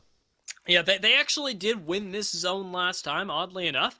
Playing on top of the silos and doing really well, staying out of everybody's hair until the very end. But this time, going to be a little bit more challenging. 1, because everybody's going to have heads up on that play, and 2, well, because there are some teams that might not make it there already. Otama involved in a fight. They lose 2, but with Dank on the high ground, they might just make it. Having to reload all the close range weaponry. He is ready, but is not ready enough, as a nice beam comes in from F8 to finish him off, and Select take those kills very quickly. Early Frag East fights might be some of the most rare in the game, not because they're not available, just most teams choose not to take them. It's normally like you get your side, I get mine, and maybe a team lands in the upper part of Frag, and that's it. So you don't normally see a lot of fights, even though they land near each other. But getting aggressive here early is Select, and getting the benefits now, they've got company. And Otama already knocked out right now. Our team that is already qualified, so they don't have too much to worry about. Arguably the best team to, or one of the best teams to have gone out first. Select, though, still definitely worried right now. And I'd be surprised if this push actually goes through, but we've seen stranger things in Game 6, because this time specifically, because it's our last preseason qualifier, you don't have any future that you're building towards. You're not getting points for the later stages of this tournament. You're not trying to accumulate it for the next week, where you'll be able to add more and more points on. It is all about today. If you don't secure those points, if you don't secure those kills now, it's all over. And that's why I expect to see a lot of full sending today. Why not? I mean, Some of the teams, that's what they have to do. Some of the teams, that's what they will do. The teams that don't need that, they are hopefully in a good position to defend themselves. I mean, you can expect the unexpected at any given moment in any game, but probably more so now. The scan comes in. Man, I tell you what, I just watched that kill feed, and I'm waiting to see on which of these top teams will go out. Sheesh and Last Minute are tied coming into this game, with Sheesh already qualified. Last Minute needs those points to secure their spot. Man, I am waiting with bated breath every time something happens in the kill feed, just waiting to see which name is on the right side and which name is on the left. Yeah, it is always a game that is full of tension for us here at the very end. I think we also gotta wait for Last Minute to really start rolling in as well, because I'm very used to seeing Sheesh in the kill feed, but the pressure is on for Last Minute to start their own early fights. And weirdly enough, it isn't where they've been thriving. That third, fourth zone, I would say, maybe fourth and fifth, is really where I've seen them start to pick up. But before that, they do seem to get lost a little bit in the open territory. So I want to see if the sort of intense pressure that comes with the later stage, the fact that they have to clutch this out against one of the biggest teams in Apex right now, is going to get to them. As Bad Boys, certainly something is getting to them, or rather they are getting to another team entirely, as they end up taking out Sussy, Bacchus in their own building. But have they pushed too far? Are the nades going to take them out? At least Force 1 is going to go down. The defensive bombardment is going to come down, it seems, on top of them as well. And never mind, it's just a frag for now, but they have repelled the push adequately, and Wonder Boys aren't going to come in to clean this one up either. Instead, it's a two-man holding down this building. Surprising here, a little sneak in the back door. Don't mess up the jump. This is what's going to happen. They get the climb up, met with an Arc Star, still defending. Wonder Boys Gonna be able to clean that one up. Nice job from that. That was actually almost repelled perfectly, but good timing on the push from Wonder Boys. And I think the other thing that's interesting is that in the last game, we also see a lot of people returning to comfort comps. Talking about Buff Pathfinder at the top, they're running Fuse for Fuse Horizon. We got Wonder Boys over here with the Octane Wraith Gibraltar. People are really playing their own game in this last one, because you don't want to find your win. You don't want to find the game that qualifies you on anything but that. As much focus as we have put on Last Minute, within 10 and 12 points are still that of TSS and Joy Boys. So still two teams that, should the others go out early or not get much KP, still have a shot. And both of those teams need to win in order to get in. So three teams all within contention, fighting versus the likes of Absolute Monarchy and Sheesh to try and get through one or both of those teams to be one of the three to make it. So still watching that. Those teams that we've mentioned have not shown up in the kill feed in any capacity. Most of the fighting has actually been right in the middle of frag, and well, now it looks like we've got some on the outside, and it is TSS. All right, so picking up a few kills for themselves. They got a lot of ground to cover, but this is a great way to start. They take out a member of Running Late, who was running a little bit behind in this case, and maybe able to clean up the rest of the squad. Crypto, though, for Kuzemi can recover a banner and get the respawn in almost the same breath. So we'll see how this one ends up working out for them, as right now you're going in for that recov. We'll see if this drone gets shot down. It's the only thing that would deny it. There's the banner, nicely done. And the recall is just going to be a cordiality. It's now, I don't think the respawn's going to happen just yet, but it's a possibility for the future. When you have a crypto, if any time will be possible, you just have to decide on when it's going to be safe. 00 negative sitting right underneath and basically in zone at this point. So see if TSS will be able to track down the remaining members, and they're going to go ahead and jump pad in. And there could be other teams in the area. You mentioned teams potentially at landslide that could be those teams that are finding that alternative positioning. I think that's what they have to worry about, as we see a couple down here, down below. Yeah, I wonder what team this is, as it's definitely not the one they were fighting before. The Running Late not going to be there, as Fuseld ends up going down, trapping some folks inside. Gibraltar Dome buys a little bit of time, but TSS, they are not slowing down anytime soon. No jump pad available to them. Still, it looks like are going to be taking out Last Minute maybe. Garrett's just fallen, and that would be disastrous for them. They cannot afford it. They cannot afford it at all. Third party might be their saving grace. Will this be last minute savior? We'll find out momentarily. TSS dealing with a team in the north, but at the same time, if you're a fan of TSS, you are taking out the team tied in first place and the team that also needs to win and get in. So TSS, they might be taking out some of their stiffest competition with 3 teams sitting above them as well. We'll see how that one. Oh, another knock on Garrett ends up playing out as the free fire from the front ends up keeping him down, but a cleanup is going to come in, and Garrett's going to go down for good, it seems. Absolute Monarchy showing up on the kill feed as well. Want to get involved. Nice EMP can be layered over the top here, and that's exactly what will go down as Kazemi ends up getting the Evo, and maybe even the knocks soon. Pushing in over the side, finds Flesh. This should be the nice, easy cleanup as Running Late are just pushing you all together, heralding you in, and TSS, they get this one turned around on them, and Running Late come back in for revenge. Big news though, big news. Sykes and squad, they actually took away 2 of those KP. Last minute actually took 2 of those kills away from Running Late. So the assist over to Running Late. Now the KP going over to last minute. Things ramping up last minute. Will they commit to a fight now with Running Late? They just gave them some KP. Will they try and get a little more? My goodness, what a turn. I don't think that they know that this is a 2-man squad because they weren't the ones chasing him down. Instead, right now, they're just going to be gate-kept weirdly enough, but you have to imagine that the reposition is coming in from this squad. Nice shots from the 30-30. Are they going to find Flesh? Just barely not, but the rest of the team is full sending it right now. Running Late want these kills. They should be able to find them. Be up to 1 massive clutch right now as, oh my lord, still hitting shield. Running Late, are they going to actually I think their better third of it? is up there, by the way. I think the third, the person that we saw shooting earlier was their third, and that was a team or a player on top of the hill. I think they are a full squad. I don't remember. Did they lose 1 member? Garrett, eyes deceiving me. Garrett definitely got knocked, and I thought he got finished, but it could have been knocked twice. He's definitely there. This is Shisha's spot earlier, and last minute are holding it and making this look good. When I saw the Gibby gun shield come up, I'm like, wait a minute. I think that's Garrett back up, and indeed it was. Now they have to decide on whether they take this isolated fight, but they run the risk of a team coming out from the choke from Countdown. Oh my Last minute, a couple of KP in their favor. 16 squads left, so still plenty to be had. We haven't seen Sheesh in the kill feed, but it now looks like maybe another team coming up the tracks. Luda and team going forward. Bloodhound ult. Here we go.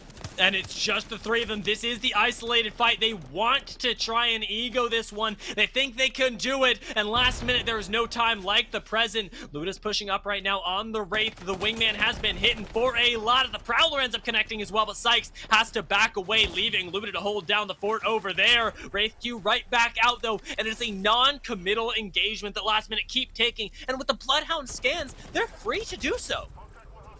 Well, they are lucky. There's not a third team in the area. Is that another crypto ult? That could spell devastation for this push. Prowler comes up. Damage goes in. That's going to be knock number 1 last minute. This is their chance to get the KP and to try and stretch their lead. Luda also getting a second member. Man, what a story this is becoming here for last minute. Meanwhile, we've got some action on the other end.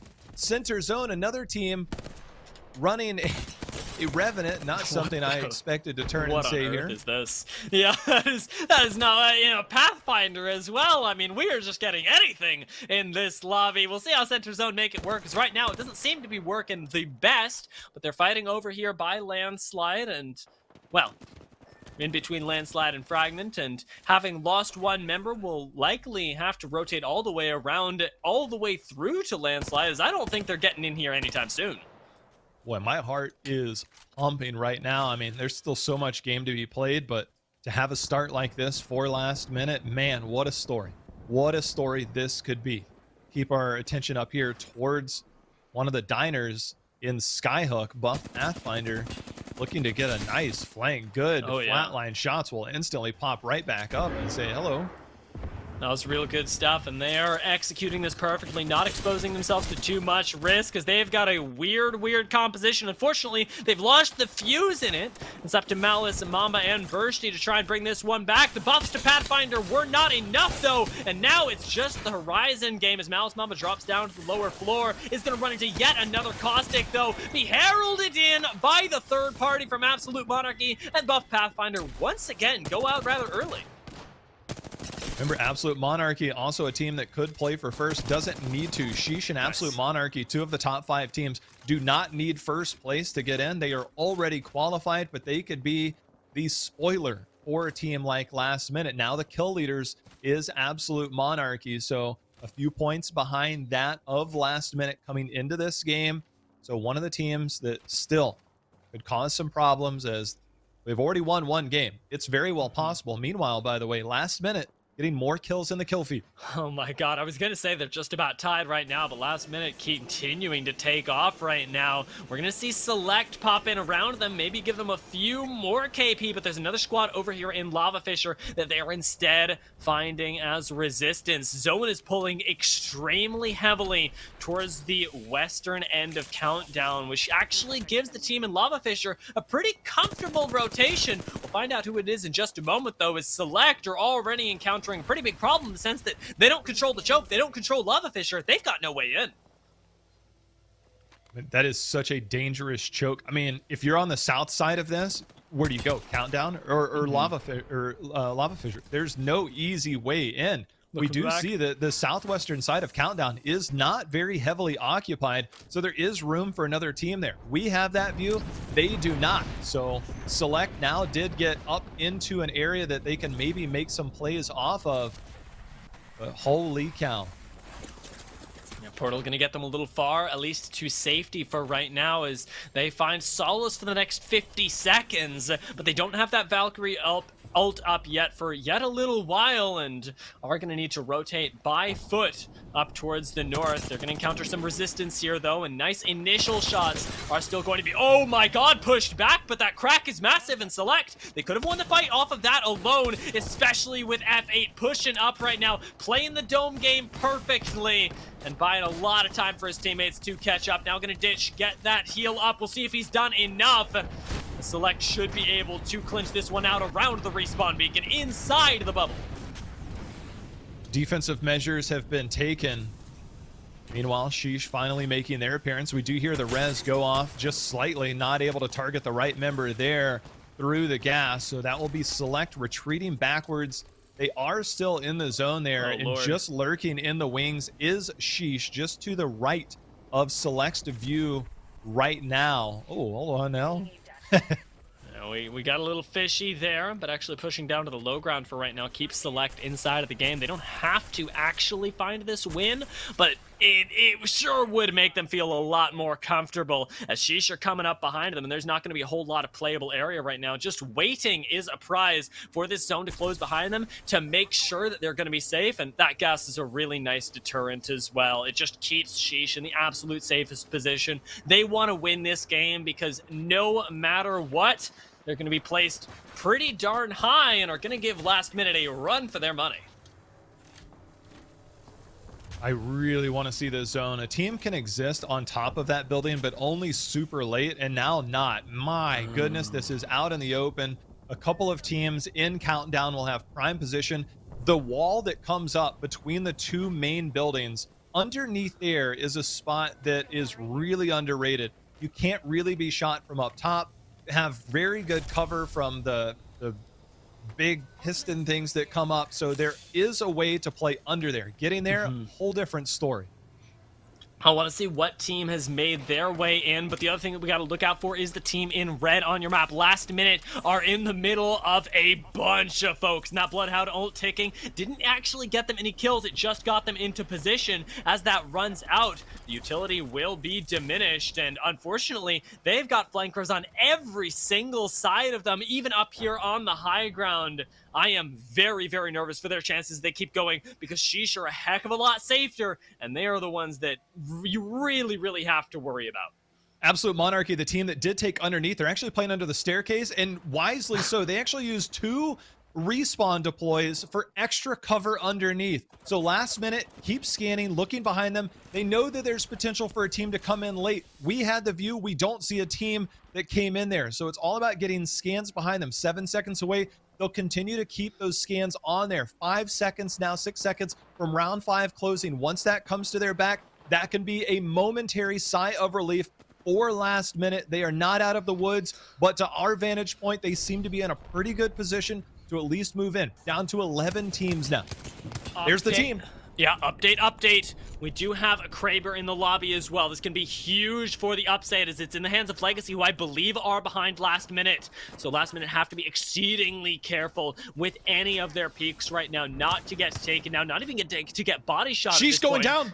Show me the kill feed! There we go. Holy moly, sheesh. They're making it out. Oh my lord. All right, as last minute now, the only objective is to survive. They should have made it into one of those top spots, but there are still teams that can take it from them. They got to take out Absolute Monarchy, but right now, they're being sandwiched in from the side. Looter takes a big shot to the face, but last minute are clutching it out right now with the Prowler inside of not even their own dome. Sykes now needs to survive, drops down to the low ground, tries to find this last KP, but he doesn't get it, and they go down right next to each other. Sheesh and last minute have got to wait to the end of the game.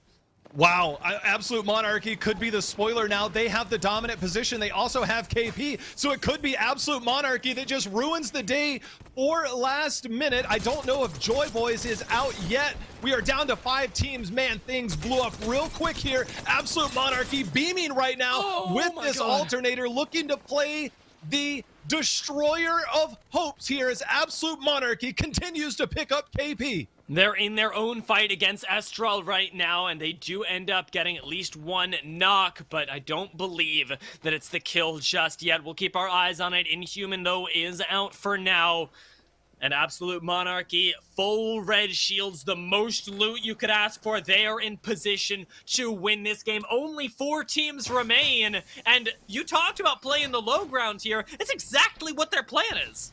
Yeah, they were here from the beginning, and it has gone in their favor. Joy Boys is out, which means only Absolute Monarchy can keep last minute from winning. Last minute had some KP, but they went out. Absolute Monarchy has a lot of KP. If last minute has a chance, Absolute Monarchy would have to go out soon. And I mean very soon. But they are the dominant team in this lobby with prime position to maybe win this game. Here we go.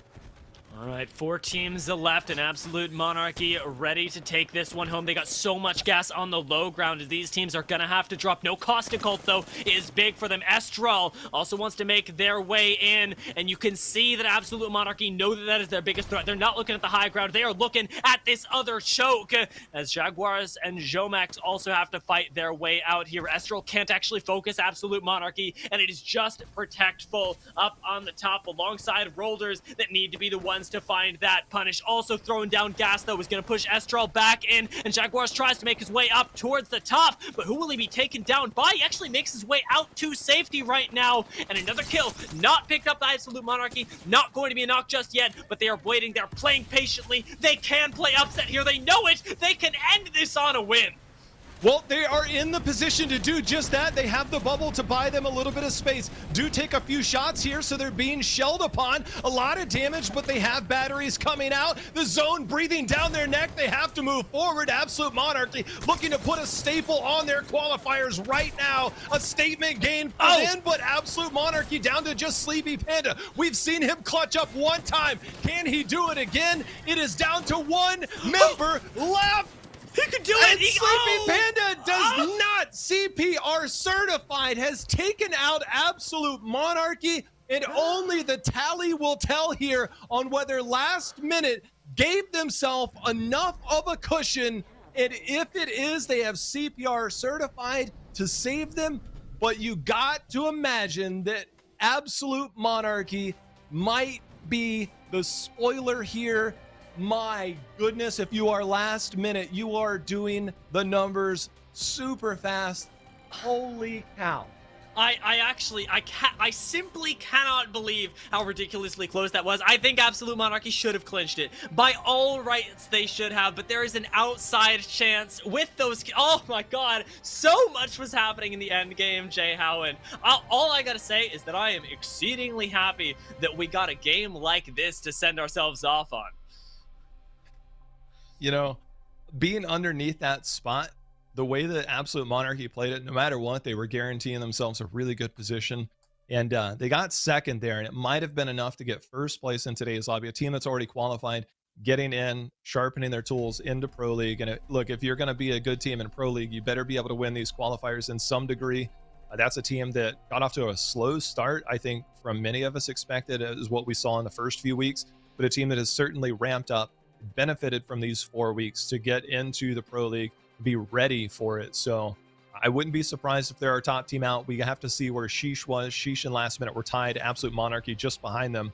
And man, Absolute Monarchy was fragging, and with a second place finish, might be the upset story here for Last Minute. Yeah, absolutely. I mean, it's the perfect note for Absolute Monarchy to go out with as well, because as you talked about, that ramp happened, and I felt like Absolute Monarchy didn't quite get the performance that they were expecting. They were always second, they were always third, but this was another team a lot like Two Brains One Controller that was running around in pro lobbies and just doing their thing. They were looking just fine, and it's another team that everybody had expected to be invited to the Pro League. I think that going out on a win here, sending themselves into Pro League on a win as well, really writes their name at the top in a way that should give them a lot of validation moving forward, especially for a team that we already know is so ridiculously talented. And we talk about talented, I would be remiss not to say that we have seen an incredible amount of talent grace the preseason qualifier stage so far, with a lot of these teams coming in already qualified, CPR certified. They got that last win. They're already going. We know they've got good stuff, and I just think we saw so many showings of immense talent today from even squads that had already made it in. Yeah, CPR certified team. I think that I'm probably, despite I knew that they were likely and did end up getting into the ALGS Pro League, that was a team that quietly I had been critical of some of the way that the play style of a couple members of their team. When Kubsky teams, they were very defensive, very slow. And when you and I covered a tournament previously during the summer throwdown, they were consistently in top placements. They just didn't have a lot of kills to go with them. But we've seen a team really develop into a very well-rounded team that plays zones well and is fragging out. That's a team to watch going into the Pro League for sure. Yeah, and we're going to get the chance when we see these scores to not only determine who made the top spot, but who ended up qualifying for Pro League, who was iffy on it. So CPR certified 22 points, Absolute Monarchy 20 points. What's the difference here? Where is Last Minute? 7 points. I gotta say, I don't think that was it. That is Absolute Monarchy. I am going to be heartbroken for Last Minute. We'll know in just a few moments. Just show us. Oh Lord. Man. Oh God, the humanity. Last Minute. That, you know what? A lot like we saw earlier today in EMEA, a lot like Rats that kind of showed up out of nowhere.